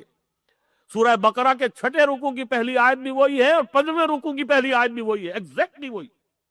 یا بنی اسرائیل اذکروا نعمتی التی انعمت علیکم وانی فضلتکم علی العالمین. لیکن وہی امت ہے جس کے بارے میں فضربت علیہم الذلۃ والمسکنۃ وباؤوا بغضب من اللہ، ان کی بے عملی کی وجہ سے. اور ان کے بارے میں یہ آیت آئی، مثل الذین حملوا التوراۃ، جو حامل تورات بنائے گئے تھے، ثم لم يحملوها، پھر انہوں نے اس کا حق ادا نہیں کیا، ذمہ داری ادا نہیں کی. کمثل الحمار يحمل اسفارا، ان کی مثال اس گدھے کی سی ہے جس پر کتابوں کا بوجھ لاد دیا گیا ہو. گدھے کے اوپر پیٹھ باندھ کے ایک گٹھڑی باندھ کر رکھ دیجیے سائنس کی کتابوں کی، آئنسٹائن کی تصنیف کی یا مکالمات فلاطون، اس سے گدھے کو کوئی فائدہ ہوگا؟ گدھا تو گدھا ہی رہے گا. کتابیں آپ نے لاد دی ہیں اس پر، فلسفے کی اور سائنس کی اور منطق کی اور ہدایت کی. تو یہ مثال ہے، اب دو نوٹ کیجئے، یہ مثال ہے کس کی؟ ذالک مثل القوم الذین کذبوا بآیات اللہ. یہ مثال ہے اس قوم کی جس نے اللہ کی آیات کو جھٹلایا. کیا یہودیوں نے تورات کو کبھی جھٹلایا؟ نہیں، مانتے رہے یہ خدا کی کتاب ہے، آج بھی مانتے ہیں، آج بھی پڑھتے ہیں. اس کی تلاوت کر کر کے کبھی آپ نے ٹیلی ویژن پر دیکھا ہوگا، جو ویلنگ وال ہے بیت المقدس میں، جو ان کا پرانا جو ہیکل تھا اس کی ایک دیوار سالم کھڑی ہے، باقی تو پورا ہیکل جو زمین سے گرا ہوا ہے. وہاں تو اب قبۃ الصخرہ بھی بنا ہوا ہے اور مسجد جو ہے مسجد اقصیٰ بھی بنی ہوئی ہے، وہ اس کو گرانے کے در پہ ہے تاکہ اپنا ہیکل دوبارہ بنائے. 2 مرتبہ گر چکا ہے تاریخ میں. اور اب 1929 برس سے گرا ہوا ہے. سن 70 عیسوی میں ٹائٹس رومی نے اسے گرایا تھا اور آج تک وہ گرا پڑا, صرف ایک دیوار ہے اس کی سالی. وہاں جاتے ہیں, ٹکرے مارتے ہیں, پڑھتے ہیں, اور تورات جس طریقے سے پڑھ رہے ہوتے ہیں وہ جیسے ہم قرآن مجید پڑھتے ہیں, حفاظ کو آپ دیکھتے ہیں جھوم جھوم کر اور ہل کر پڑھتے ہیں, ایسے پڑھتے ہیں. تو تورات کو جھٹلایا اس معنی میں نہیں کہ انہوں نے یہ کہا ہو یہ اللہ کا کلام نہیں ہے, جھٹلایا عمل سے. جب اس پر عمل نہیں کیا تو جھٹلایا. یہ ہے وہ تکذیب فعلی, تکذیب حالی جو آج مسلمان کر رہے ہیں. کہاں ہے قرآن کا نظام, کہاں ہے قرآن کا قانون, کہاں ہے وہ غیر سودی معیشت, کہاں ہے وہ پردہ, وہ حجاب, وہ حیا, وہ ستر, کہاں ہے؟ وہاں تو مسلمان ملک ہے, بڑا چوٹی کا ملک ہے, اور ہمارے مشرف صاحب نے بھی کہا کہ اتا ترک جو ہے میرے آئیڈیل ہیں. وہاں تو برقع تو خیر دور کی بات رہی, وہ تو زبردستی اتا ترک نے اتروایا تھا ترک قوم کا, ترک خواتین کا. آج تو سر کے اوپر سکارف نہیں رکھ سکتی. وہ ایک خاتون آ گئی تھی پارلیمنٹ کی ممبر بن کر جس نے سر پہ رومال باندھا ہوا, بس اتنا. اس کے بنا پر اس کی پارلیمنٹ کی ممبرشپ بھی ختم, اس کی نیشنلٹی بھی ختم. یہ حال. تو کہاں ہے وہ نظام؟ قرآن تو کہیں نہیں ہے. یہ تکذیب ہے قرآن کی جو ہم کر رہے ہیں. بہرحال میں نے یہ آیات آپ کو اس لیے سنائی کہ یہاں فرمایا گیا شہر رمضان الذی انزل فیہ القرآن ھدی للناس وبینات من الھدی والفرقان. یہاں جو 3 لفظوں میں بات آئی ہے, میں نے وہ 1 آیت سورہ حشر کی, 2 آیتیں سورہ یونس کی, 4 آیتیں سورہ رحمان کی, 6 آیتیں سورہ عبس کی, 8 آیتیں سورہ واقعہ کی, اور پھر آخری مہر سورہ جمعہ کی آیت نمبر 5. تکذیب, قرآن کی تکذیب. اگر آپ اس پر عمل نہیں کر رہے تو جھٹلا رہے ہیں اسے, اگر آپ اسے نہیں پڑھتے تو جھٹلا رہے ہیں اس کو. اگر یقین ہو کہ یہ اللہ کا کلام ہے تو ممکن ہے کہ ہم اسے نہ پڑھیں نہ سمجھیں, نہیں ہے. اس حوالے سے نوٹ کیجئے. اب فرمایا فَمَنْ شَهِدَ مِنْكُمُ الشَّهْرَ فَلْيَصُمْ. یہ جو فا کا کلمہ یہاں آیا ہے, یہ اس سے پہلے میں نے کبھی یہ نقطہ بیان نہیں کیا ہے, یہ فا سببیہ ہے. اس لیے بس جو بھی تم میں سے موجود ہو اس مہینے میں, یعنی سفر پر نہیں ہے, گھر میں ہے, مقیم ہے, فَلْيَصُمْ ہو, اس پر لازم ہے کہ اس کے روزے رکھے. کیوں روزے رکھے؟ اس لیے کہ یہ نزول قرآن کا مہینہ ہے, لہذا لازم ہے کہ اس میں روزے رکھو. کیوں؟ تاکہ ان روزوں کے ذریعے سے کوئی تھوڑی بہت تقویٰ کی رمق حاصل ہو جائے, تاکہ رات کو تلقی کر سکو قرآن کی. جیسے ہم نے 40 دن کا چلہ کٹوایا تھا موسیٰ سے, اور 40 دن کا چلہ کٹوایا تھا عیسیٰ سے, اور محمد الرسول اللہ کہ جو انسانیت کی معراج میں پہلے سے فائز تھے, ان کو بھی غار حرا کے اندر اعتکاف کروایا تھا, تب قرآن دینا شروع کیا تھا. اسی طریقے سے یہ گویا کہ یوں سمجھیے یہ مسلمانوں کے لیے قرآن مجید کے ساتھ تجدید عہد کا مہینہ ہے. اس کے ساتھ اپنے عہد کو استوار کرو, اثر نو اسے حاصل کرو, اسے اپنے اندر اتارو. تیرے ضمیر پہ جب تک نہ ہو نزول کتاب, گرہ کشا ہے نہ راضی نہ صاحب کشاف. اس کے لیے اب دیکھیے, نوٹ کیجئے, میں نے آپ کو وہ خطبہ سنا دیا حضور کا صلی اللہ علیہ وسلم. یہ حضرت سلمان فارسی کی روایت ہے. فرماتے ہیں کہ حضور نے ایک مرتبہ شعبان کے آخری دن ہمیں خطبہ ارشاد فرمایا, اور اس میں فرمایا لوگو یا ایھا الناس قد اظلکم شہر عظیم, تم پر ایک بہت عظمتوں والا مہینہ سایہ فگن ہو گیا ہے, آنے والا ہے. ابھی تو شعبان کا مہینہ آنے والا مہینہ ہے. تو انگریزی میں آپ کہتے ہیں نا coming events cast their shadows before. تو گویا کہ رمضان کا سایہ آ گیا ہے. رمضان تو ابھی کل شروع ہوگا, لیکن رمضان سایہ فگن ہو گیا ہے. قد اظلکم شہر عظیم, شہر المبارک, بہت برکت والا مہینہ. شہر فیہ لیلۃ خیر من الف شہر, وہ مہینہ کہ جس میں ایک رات وہ بھی ہے لیلۃ القدر, کہ جو از روئے قرآن 1000 مہینوں سے افضل ہے. فرمایا جعل اللہ صیامہ فریضۃ, اللہ نے اس کا روزہ رکھنا تو تم پر فرض کر دیا. وقیام لیلہ تطوعا, اور اس کی راتوں کو کھڑے رہنا یہ تمہاری مرضی پر چھوڑ دیا. مرضی پر تو چھوڑ دیا, لیکن اس کا ذکر کرنے کا مقصود کیا ہوا؟ ترغیب. جس کے لیے بھی ممکن ہو راتوں کو کھڑا رہے اس قرآن کے ساتھ, قرآن پڑھے, قرآن سمجھے, قرآن کو اپنے اندر اتارے. اور یہاں یہ نوٹ کیجئے قیام اللیل کس کو کہیں گے؟ قیام اللیل 1 گھنٹے کی تراویح جو ہے وہ تو قیام اللیل نہیں بنتا. قیام اللیل کے لیے تو آپ قرآن مجید ہی سے آئے اور دیکھیں یا ایھا المزمل قم اللیل الا قلیلا نصفہ او انقص منہ قلیلا او زد علیہ ورتل القرآن ترتیلا. قیام اللیل تو اسے کہتے ہیں. اے کمبل میں لپٹ کر لیٹنے والے صلی اللہ علیہ وسلم وفداہ آباؤنا و امہاتنا، اے محمد اب کھڑے ہوا کرو رات کو سوائے اس کے تھوڑے سے حصے کے، یعنی نصف شب نصفہ اب انقص منہ قلیلا، یا اس میں سے کچھ تھوڑا سا کم کر لو، یعنی کم سے کم 1/3 شب. او زد علیہ، یا اس آدھے پر بھی کچھ زیادہ کرو، یعنی 2/3 شب. یہ 2/3 شب یا نصف شب یا کم سے کم 1/3 شب پر ہوگا قیام اللیل کا اطلاق. اس سے کم پر قیام اللیل تو نہیں. اور آپ کو معلوم ہے کہ اسی سورہ مزمل کی آخری آیت جو ہے، دوسرا پورا رکوع اسی ایک آیت پر مشتمل ہے. ان ربک یعلم انک تقوم ادنی من ثلثی اللیل ونصفہ وثلثہ وطائفۃ من الذین معک. اے نبی، اللہ کے علم میں ہے کہ آپ بھی کھڑے رہتے ہیں رات کے 2/3 رات اور آدھی رات اور 1/3 رات، اور نہ صرف آپ کھڑے رہتے ہیں، آپ کے ساتھی آپ کے صحابہ کھڑے رہتے ہیں. اللہ کے علم میں ہے، عالم اللہ تعالیٰ کے علم میں. اس حوالے سے قیام اللیل کا اطلاق ہوگا کم سے کم ثلث شب پر. زیادہ ترغیب نصف کی، اصول نصف ہے. قم اللیل الا قلیلا نصفہ او انقص منہ قلیلا او زد علیہ. کبھی تھوڑا سا کم ہو جائے، کبھی زیادہ ہو جائے، تو 2/3 نصف یا 1/3 رات پر قیام اللیل کا اطلاق ہے. یہی وجہ ہے حضرات، نوٹ کر لیجئے کہ جو حدیثیں میں نے آپ کو سنائی اس میں یہ سیام اور قیام بالکل متوازی اور متوازن انداز میں بیان ہوئے. یہ حدیث جو متفق علیہ، اور آپ نے بہت سنی ہوگی، آج کل جمعوں کے اندر بیان ہوئی ہوگی لازماً، اس کا ترجمہ تو ہر ایک کو یاد ہوگا. من صام رمضان ایمانا واحتسابا غفر له ما تقدم من ذنبه.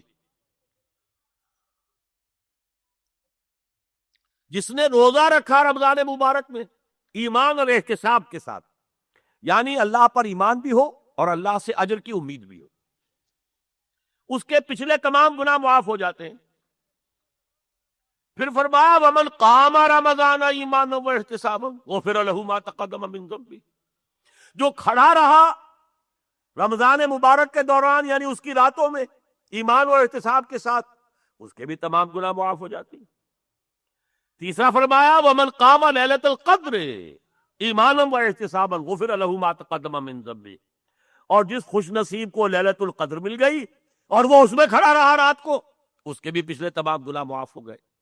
لیکن سوال یہ ہے کہ دن کا من صام رمضان، روزہ 1 گھنٹے کا تو نہیں ہے بھائی. تو من قام رمضان، یہ 1 گھنٹے کی تراویح سے کہاں اس کا حق ادا ہو جائے گا؟ یہ ابھی کوئی غلط فہمی نہ ہو، میں اس تراویح کی حقیقت بھی بیان کر دوں گا. ابھی وہ شے ہے، صحیح ہے، درست ہے، اس کی حکمت ہے، وہ میں بیان کروں گا. لیکن ابھی احادیث کی روح سے سمجھیے کہ اصل تقاضا کیا ہے. تیسری حدیث میں نے آپ کو سنائی، اس کے راوی عبداللہ ابن عمرو ابن العاص رضی اللہ تعالی عنہما. وہ فرماتے ہیں کہ حضور نے ارشاد فرمایا ان الصیام والقرآن الصیام والقرآن یشفعان للعبد. روزہ اور قرآن بندے کے حق میں شفاعت کریں گے قیامت کے دن. یقول الصیام، روزہ یہ عرض کرے گا بارگاہ خداوندی میں، اے رب پروردگار، انی منعتہ الطعام والشہوات بالنہار، میں نے تیرے اس بندے کو دن کے وقت کھانے پینے سے اور اپنی جنسی ضرورت پوری کرنے سے روکے رکھا، میری وجہ سے روکا رہا. کھانے کو بھی تھا، پینے کو بھی تھا، منکوحہ بیوی بھی موجود تھی، وہ اپنی خواہش پوری کر سکتا تھا، لیکن نہیں، میری وجہ سے روکا رہا. لہذا شفعنی فی، تو پروردگار پھر میری شفاعت اس کے حق میں قبول فرما. اب نوٹ کیجئے وَيَقُولُ الْقُرْآنُ، اور قرآن یہ کہے گا مَنَعْتُهُ النَّوْمَ بِاللَّيْلِ، میں نے اسے رات کو نیند سے روکے رکھا. فَشَفَعْنِي فِيهِ، میری وجہ سے یہ کھڑا رہا، میری وجہ سے جاگتا رہا، مجھے پڑھتا رہا، سنتا رہا، کھڑا رہا رات کو، تو میں نے روکے رکھا سونے سے. فَشَفَعْنِي فِيهِ، تو میری شفاعت بھی قبول فرما. اور حضور فرماتے فَيُشَفَّعَانِ، دونوں کی شفاعت قبول ہو جائے گی. اب بات آپ کی سمجھ میں آئی سیام اور قیام یہ بالکل متوازی ہے اور متوازن ہے. پوری دن کا روزہ، پوری رات کا قیام، لیکن اللہ کی طرف سے رعایت ہوئی ہے کچھ تھوڑا سا حصہ سو بھی لو، سو لو، دو تہائی جاگ لو، آدھا سو لو، آدھا جاگ لو. کبھی زیادہ ہی طبیعت مزمحل ہے، ایک تہائی حصہ جاگ لو، دو تہائی سو لو، آرام کر لو. یہ اللہ کی طرف سے رحمت ہے. لیکن سیام و قیام تو برابر جا رہے. اب نوٹ کیجئے کہ حضور کے زمانے میں نماز تراویح کا کوئی تصور تھا ہی نہیں. یہ آزاد چھوڑ دیا تھا اپنے طور پر. لوگ کرتے تھے، جاگتے تھے رات رات. قرآن مجید کی آیت سنا چکا ہوں، ان ربک یعلم انک تقوم ادنی من ثلثی اللیل ونصفہ وثلثہ وطائفۃ من الذین معک. رمضان میں آ کر اس کے اندر بڑا جو ہے رنگ پیدا ہو جاتا تھا. حضور نے اس کی نہ جماعت کرائی، تراویح کی جماعت نہیں کرائی ہے. نوٹ کر لیجئے، حضور نے 3 رات صرف تہجد کی جماعت کرائی ہے. رمضان مبارک میں تہجد کے وقت نصف شب کے بعد آپ نے 3 دن جماعت فرمائی، امامت فرمائی، اور صحابہ نے 8 رکعتیں آپ کے پیچھے پڑھی. 3 دن صرف. چوتھے دن بھی صحابہ کو اور کیا چاہیے تھا؟ حضور کی امامت میں ہم نماز پڑھیں، حضور سے قرآن سنیں. چوتھے دن بھی وہ کچھ انتظار کرتے رہے، حضور برآمد نہیں ہوئے اپنے حجرے سے. پھر کچھ کھنگارے بھی، کچھ اشارے کیے، حضور نہیں آئے. صبح کو پھر آپ نے فرمایا کہ دیکھو میں جان بوجھ کر نہیں آیا، مجھ پر کوئی غفلت نہیں تھی، میں سویا ہوا نہیں تھا، میں نے ارادے کے ساتھ میں نہیں آیا. اور اس لیے نہیں آیا کہ اگر میں نے اس کو پابندی سے پڑھایا تو یہ نماز تم پر فرض ہو جائے گی. یہ ہے رحمت اور رافت محمد الرسول اللہ کی. بالمؤمنین رؤوف الرحیم. اب یہ جو اہل حدیث حضرات جو ہے شور مچاتے ہیں کہ 20 تراویح ثابت کرو تو 10,000 اور 10 لاکھ انعام. 20 تراویح واقعتاً حضور سے ثابت نہیں ہے، اس کا تصور ہی نہیں تھا. حضور کے زمانے میں یہ بالکل جیسے کہتے ہیں اپنے طور پر نافلۃ لک. جعل اللہ قیامہ فریضۃ صیامہ فریضۃ و قیام لیلہ تطوعا. اللہ نے اس کا روزہ رکھنا تو فرض کر دیا ہے، لیکن رات کو کھڑے رہنے کو چھوڑ دیا تمہاری مرضی پر. اللہ کے علم میں ہے کچھ بیچارہ کوئی مزدور ہوگا، دن بھر جو ہے وہ محنت کرے گا، اینٹیں ڈھوئے گا، کچھ کرے گا، وہ روزہ ہی رکھ لے بہت بڑی بات ہے. اب رات کو بھی وہ کھڑا رہے کیسے ممکن ہے اس کے لیے؟ یہ ہے اصل میں اس کی حکمت. چنانچہ یہی معاملہ رہا حضور کے زمانے میں. صرف ایک دفعہ 3 رات آپ نے نماز پڑھائی ہے. وہ 8 کا حصہ جو ہے وہ تو اہل حدیث حضرات لے اڑے. 8 رکعتیں پڑھائی ہیں تو 8 تراویح ہے، لیکن یہ نہیں سوچا کہ وہ 30 دن تو نہیں پڑھائی، صرف 3 دن پڑھائی ہے. پھر آپ صرف 3 دن پڑھیے. اور نہ صرف یہ دیکھا کہ وہ تو آپ نے تہجد کے وقت پڑھائی تھی، یہ آپ عشاء کے ساتھ کیسے پڑھتے ہیں؟ تو یہ اصل میں گڑبڑ معاملہ کر دیا ہے. صحیح بات کیا ہے؟ حضور کے زمانے میں بھی یہ چلن تھا، حضرت ابوبکر کے زمانے میں بھی یہی چلن رہا، حضرت عمر کے زمانے میں یہ واقعہ پیش آیا. اب عمر کون ہے؟ خلیفہ راشد ہیں. انہوں نے ایک مرتبہ وہ مسجد میں داخل ہوئے، رمضان کی رات ہے، آپ نے دیکھا کچھ صحابہ ادھر کھڑے ہوئے ہیں اور کسی ایک کو جو حافظ ہے اپنے سامنے جو ہے امام بنا کر، اور وہ پڑھ رہے ہیں، وہ سنا رہا ہے، یہ سن رہے ہیں. کچھ لوگ ادھر کھڑے ہیں، کچھ لوگ ادھر کھڑے ہیں، کچھ لوگ ادھر کھڑے ہیں، مختلف جگہوں پر گروپوں کے اندر لوگ جو ہے وہ قیام اللیل جو ہے وہ کر رہے ہیں. تو حضرت عمر نے فرمایا کہ کیا یہ بہتر نہیں ہوگا کہ ایک ہی امام کے پیچھے یہ سب جمع ہو جائیں اور نماز عشاء کے ساتھ متصل یہ 20 رکعت جو ہے پڑھ لیا کرے. یہ گویا کہ ایک اجتہاد ہے، لیکن اجتہاد کس کا ہے؟ صحابی کا. اور صرف صحابی نہیں، خلیفہ راشد کا. اور حضور کا حکم ہمیں ہے، علیکم بسنتی و سنت الخلفاء الراشدین المہدیین. تم پر لازم ہے میری سنت کو پکڑنا اور اس کا اختیار کرنا، اور میرے خلفاء راشدین کی.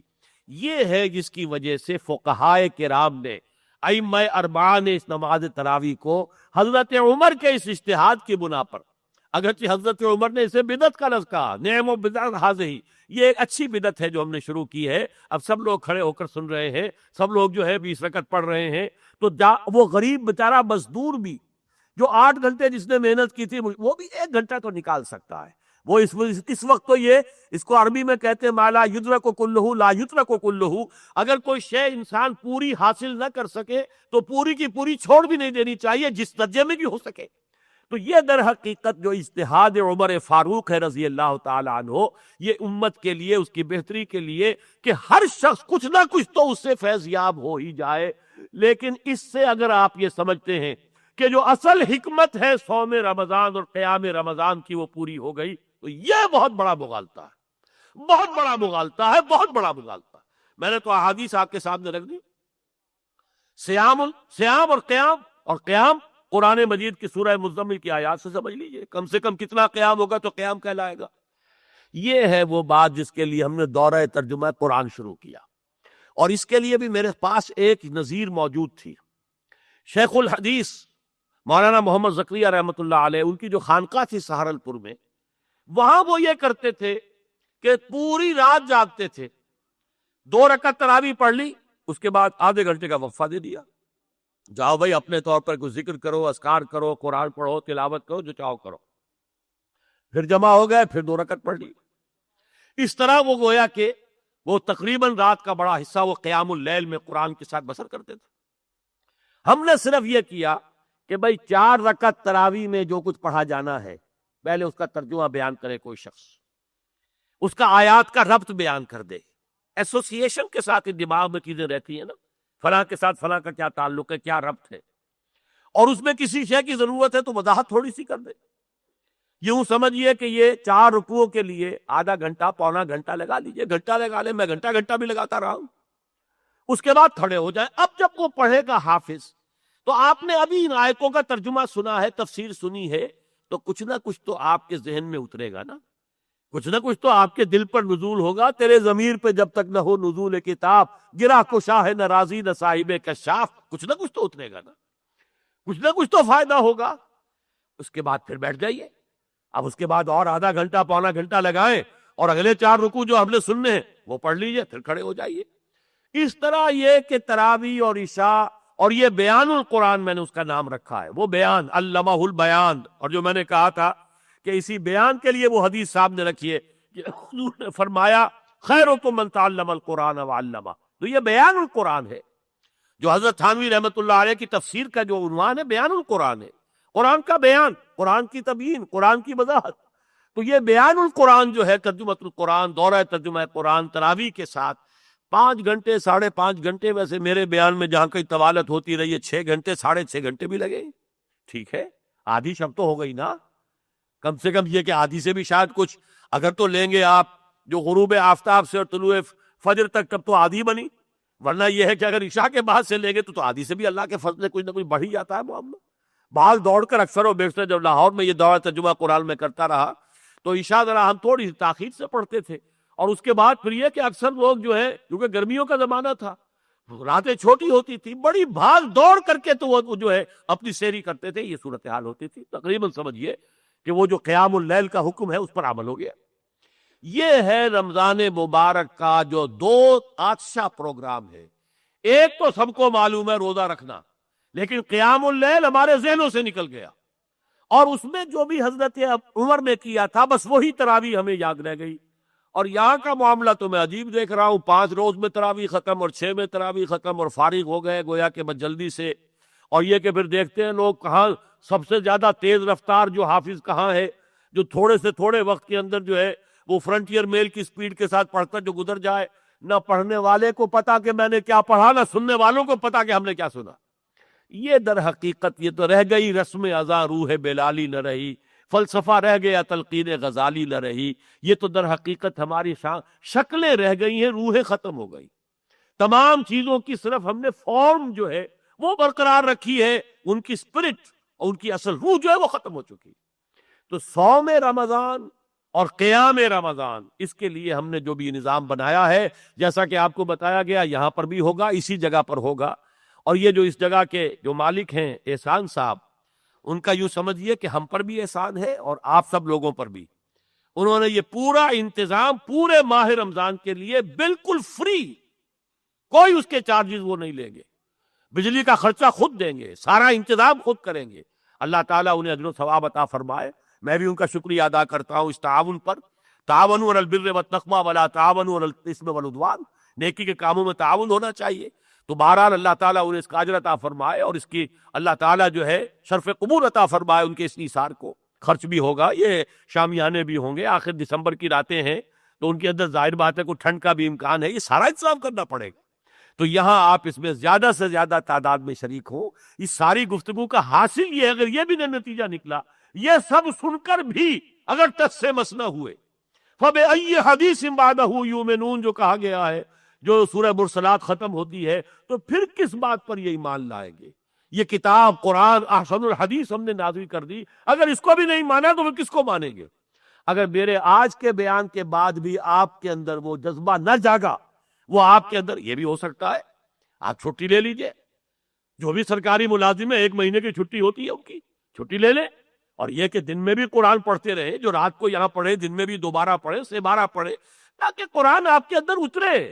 رتل القرآن ترتیلا، ذرا غور تو کیجئے، جب حضور کو یہ حکم دیا گیا تھا کہ 2/3 اور آدھی اور 1/3 رات کھڑے رہا کرے، قرآن کتنا نازل ہوا تھا؟ ابھی نازل ہوئی ہے، سورہ علق کی ابتدائی آیات آئی ہے، سورہ قلم کی ابتدائی آیات آئی ہے، شاید سورہ مدثر کی ابتدائی آیات، بس انہی کو دہراتے رہو، دہراتے رہو، دہراتے رہو، دہراتے رہو۔ یہ تو گویا کہ ہیمر کرو، ہیمر کرو، ہیمر کرو، تمہارے اندر اتر جائے یہ قرآن، جس کو اقبال کہتا ہے چوں بجا در رفت جہاں دیگر شبد، جہاں چو دیگر شد جہاں دیگر شبد۔ جب یہ قرآن کسی کے اندر اتر جاتا ہے، سرایت کر جاتا ہے، اس کے اندر ایک انقلاب آ جاتا ہے۔ اور جب کسی کے اندر قرآن اتر جائے اور اس کے اندر کی دنیا بدل گئی، تو اب عالمی انقلاب کی بنیاد پڑ گئی۔ یہ عالمی انقلاب ہے جس کے لیے ابتدائی قدم ہے یہ رجوع الی القرآن۔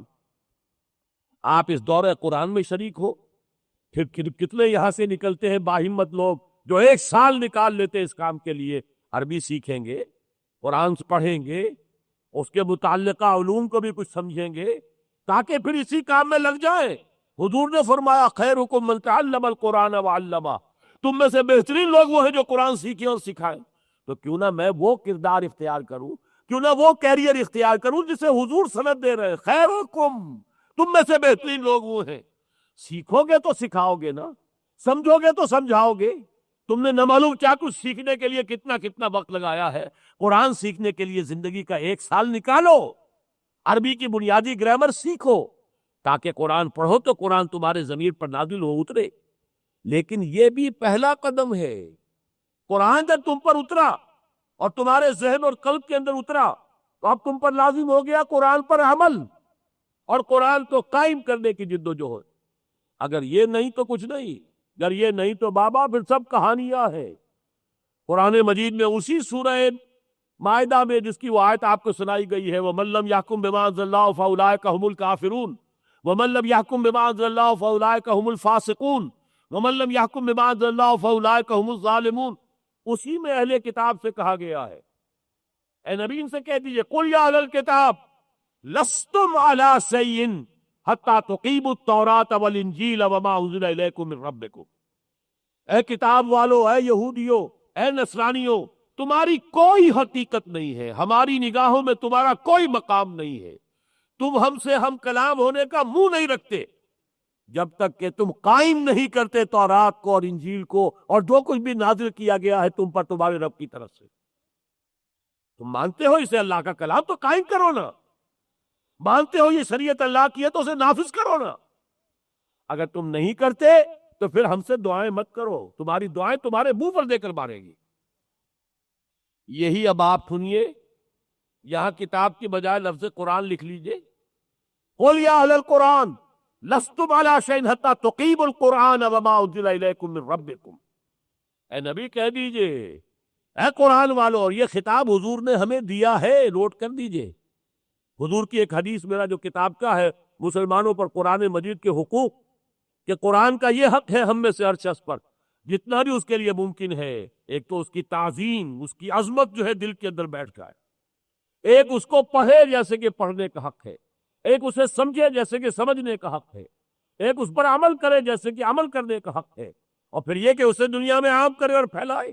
یہ 5 حق ہے قرآن کے ہر مسلمان پر حسب صلاحیت و استعداد۔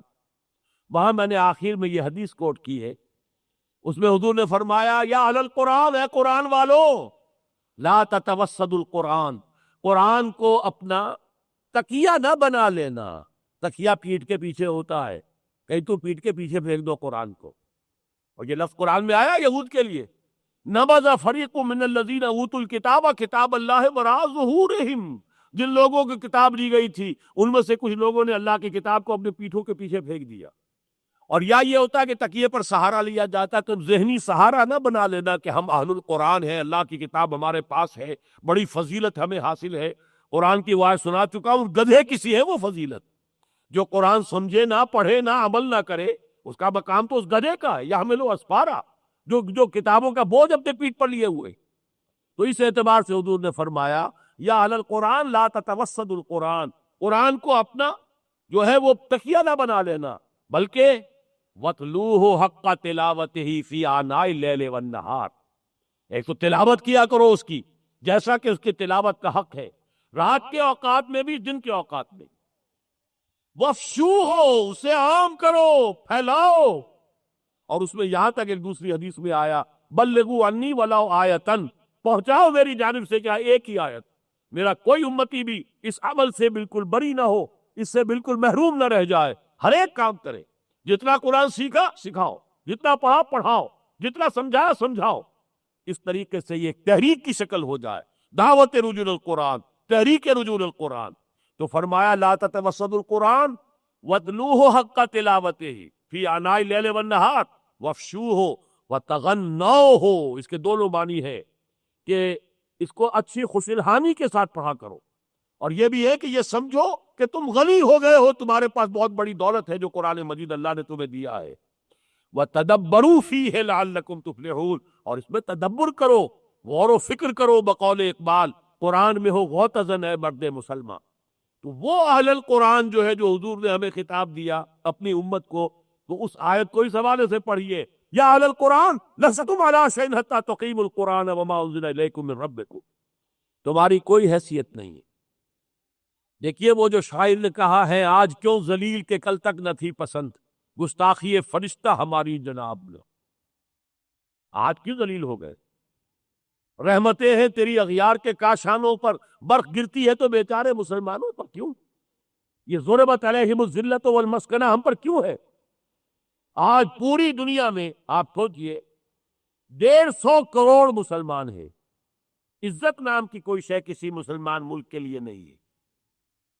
عالمی معاملات G7 طے کریں گے، G9 طے کریں گے، G15 طے کریں گے، permanent members of security council طے کریں گے، ہم نہ G7 میں، نہ G9 میں، نہ G15 میں، نہ permanent members of security council, ہم نہ 3 میں نہ 13 میں۔ ہمارے وسائل و ذرائع پر ان کا قبضہ ہے، سارا تیل آج ان کے قدموں تلے ہے، پنجے گاڑ کر بیٹھے ہوئے ہیں وہ خلیج کے اندر، سعودی عرب جو ہے شکنجے میں آیا ہوا۔ پھر ہماری تو پالیسی آ کر ورلڈ بینک کا آدمی بناتا ہے، یہاں آ کر جو IMF کے لوگ ہیں وہ ڈکٹیٹ کرتے ہیں بجلی کا بل یوں بڑھاؤ، فلاں کا یہ کرو، فلاں کا وہ کرو، پیٹرول کی قیمت بڑھاؤ، روپے کی قیمت کم کرو، کرتے کہ نہیں کرتے؟ یہ ذلت، یہ رسوائی کیوں ہے؟ کیوں ہماری دعائیں اللہ نہیں سنتا؟ 20 لاکھ آدمی حج کر کے آتے ہیں، کیا دعائیں نہیں مانگتے اس امت کے لیے؟ اللہ کیوں دعائیں ہمارے منہ پر پھینک رہا؟ اللہ کہتا دکھاؤ تو صحیح تم نے کسی ملک میں ہمارے دین کو قائم کیا؟ لستم علی شیء، تمہاری کوئی حقیقت نہیں ہماری نگاہ میں، تم ہم سے ہم کلام ہونے کا منہ نہیں رکھتے، حتی تقیم القرآن وما انزل الیکم من ربکم، تک کہ قرآن کو نافذ نہیں کر۔ اور جو کچھ نازل ہوا، اس لیے کہ قرآن ہی نازل نہیں ہوا محمد پر، وحی خفی بھی آئی ہے محمد پر صلی اللہ علیہ وسلم، تو جو نازل ہوا چاہے وہ وحی جلی کی شکل میں آئی یعنی قرآن، چاہے وحی کی شکل میں آئی جو ہمارے پاس حدیث کی شکل میں موجود ہے، اس سب کو نافذ کرو، تب تم اللہ سے ہم کلام ہونے کے حقدار ہو۔ یہ ہے ہماری ذلت تراس، جب تک ہم یہ نہیں کریں گے۔ لہذا صرف قرآن کے پڑھنے پڑھانے کا معاملہ، انجمن خدام القرآن، دعوت رجل القرآن، قرآن اکیڈمی، قرآن کالج، یہ تو اس کے لیے دورہ ترجمہ قرآن، قرآنی تربیت گاہیں، 1 ایئر کورس قرآن کا، رجول القرآن کورس، یہ تو ہے سب پڑھنے پڑھانے کے لیے قرآن کے۔ تنظیم اسلامی ہے پھر اس لوگوں کے لیے جو قرآن اپنے اندر اتار لیں اور پھر کھڑے ہو جائیں، کمر کس لیں، عزم مصمم کر لیں، ان صلاتی و نسکی و محیای و مماتی للہ رب العالمین، اپنی ذات پر اپنے گھر میں اللہ کا دین نافذ کر لیں، اور پھر کسی ایک شخص سے بیعت کریں کہ ہم تمہارے ساتھ ہیں، تم جو بھی حکم دو گے ہم مانیں گے، گردنیں کٹوانے کے لیے تیار ہو جائیں گے۔ 2 لاکھ 4 لاکھ 5 لاکھ آدمی 15 کروڑ کی قوم میں نکل سکتے ہیں کہ نہیں؟ اگر نکلیں گے تو یہاں دین قائم ہوگا، ورنہ نہیں ہوگا۔ جب تک کہ ہزاروں آدمی اپنے گردنیں نہیں کٹوائیں گے اور گولیاں نہیں کھائیں گے اپنے سینوں کے اوپر، دین قائم نہیں ہو سکتا۔ نہ یہ ووٹوں سے ہو سکتا ہے، وہ بتا دیا آپ کو۔ اسی لیے میں جماعت اسلامی سے علیحدہ ہوا تھا، الیکشن میں حصہ لینے سے کچھ نہیں ہو سکتا۔ پورے 40 برس جماعت اسلامی نے لگائے ہیں الیکشن میں حصہ لیتے ہوئے۔ سن 51 میں پہلے انتخاب میں حصہ لیا تھا اور یہ سن 93 تک چلے ہیں۔ یہ 42 برس حاصل کیا ہو؟ کچھ بھی نہیں۔ یہی اختلاف تھا ہمارا، اس کے سوا سے کوئی اختلاف نہیں تھا۔ اقامت دین کی جدوجہد سے کوئی اختلاف نہیں تھا، معاذ اللہ۔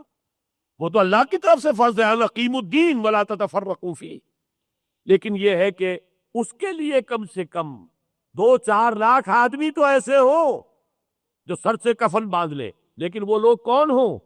جو اپنے معاش اور معاشرت پر اسلام کو نافذ کر چکے ہوں، خود سودی کاروبار کر رہے ہوں، گھر میں پردہ نہ ہو، عریانی ہو، ٹیلی ویژن جو ہے وہ چل رہا ہے اور اس کے اندر بے حیائی جو ہے بچے بھی دیکھ رہے ہیں، عورتیں بھی دیکھ رہی ہیں، اور اسلام قائم کرنے کے لیے ہم باہر آ جائیں گھروں سے، اس سے بڑی حماقت، اس سے بڑا جو ہے دھوکہ اور کوئی نہیں۔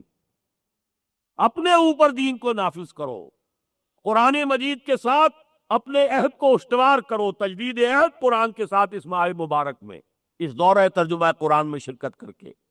پھر جنہیں بھی اللہ ہمت دے 1 سال کے لیے کمر کس لیں اور آ جائیں، بیٹھے عربی سیکھیں، قرآن پڑھیں۔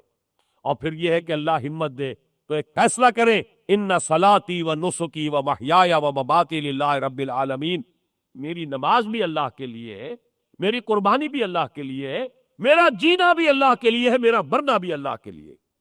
اپنا سب کچھ تن من دھن اس کے لیے وقف کرنے کے لیے تیار ہو کر میدان میں آئے اور ایک جماعت میں شریک ہو۔ یہ ہے تنظیم اسلامی کا معاملہ۔ بہرحال آج کا معاملہ چونکہ تھا روزے اور رمضان کا تعلق، اور رمضان کا اور قرآن کا تعلق، اس کے حوالے سے کچھ باتیں آپ کے گوشگدار کی ہیں۔ میں اللہ سے دعا کرتا ہوں کہ جو کچھ عرض کیا ہے اللہ تعالیٰ اسے آپ کے دلوں میں اتار دے۔ اگر کوئی بات میری زبان سے غلط نکل گئی ہو تو اللہ اسے آپ کے حافظے سے بھی محو کر دے، اور جو باتیں میں نے صحیح کہی ہیں اللہ تعالیٰ وہ آپ کے دماغ میں بھی اور آپ کے دلوں میں اتار دے، اور اس کے مطابق اپنی زندگیوں کے اندر عملی انقلاب برپا کرنے کی توفیق عطا فرمائے۔ اقول قولی ھذا واستغفر اللہ لی ولکم ولسائر المسلمین والمسلمات۔ ابھی چند منٹ بیٹھیے، کچھ اعلانات سن لیجئے، پھر دعا کریں گے، دعا پر پھر اس محفل کا اختتام ہوگا۔ للہ الذی ہدانا لہذا وما کنا لنہتدی لولا ان ہدانا اللہ۔ کل ثنا، کل تعریف اس اللہ کے لیے ہے جس نے ہمیں ہدایت عطا فرمائی، اور ہم ہرگز ہدایت یافتہ نہ ہو سکتے اگر اللہ ہی ہمیں ہدایت نہ دیتا۔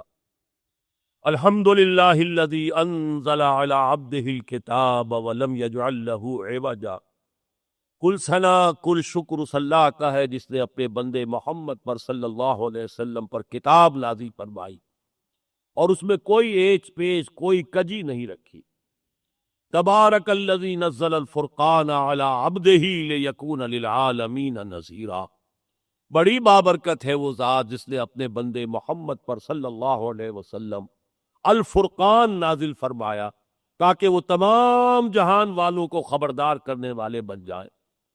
اللہم صلی علی عبدک و نبیک و خلیلک و حبیبک و رسولک محمد و بارک وسلم وصلی وسلم و بارک علی جمیع الانبیاء والمرسلین وعلی ملائکتک المقربین وعلی عبادک الصالحین وعلینا معہم یا ارحم الراحمین۔ اللہم ربنا نور قلوبنا بالایمان واشرح صدورنا للاسلام۔ اللہم وفقنا لما تحب وترضى۔ اللہم وفقنا ان نقیم دینک المتین۔ اللہم وفقنا ان نجاہد فی سبیلک باموالنا وانفسنا۔ اللہم ارزقنا شہادتا فی سبیلک۔ اللہم آنس وحشتنا فی قبورنا وارحمنا بالقرآن العظیم۔ اللہم اجعلہ لنا اماما ونورا وہدا ورحمہ۔ اللہم ذکرنا منہ ما نسینا وعلمنا منہ ما جہلنا وارزقنا تلاوتہ آناء اللیل وآناء النہار واجعلہ لنا حجتا یا رب العالمین۔ وصلی اللہ تعالی علی خیر خلقہ محمد وآلہ واصحابہ اجمعین برحمتک یا ارحم الراحمین۔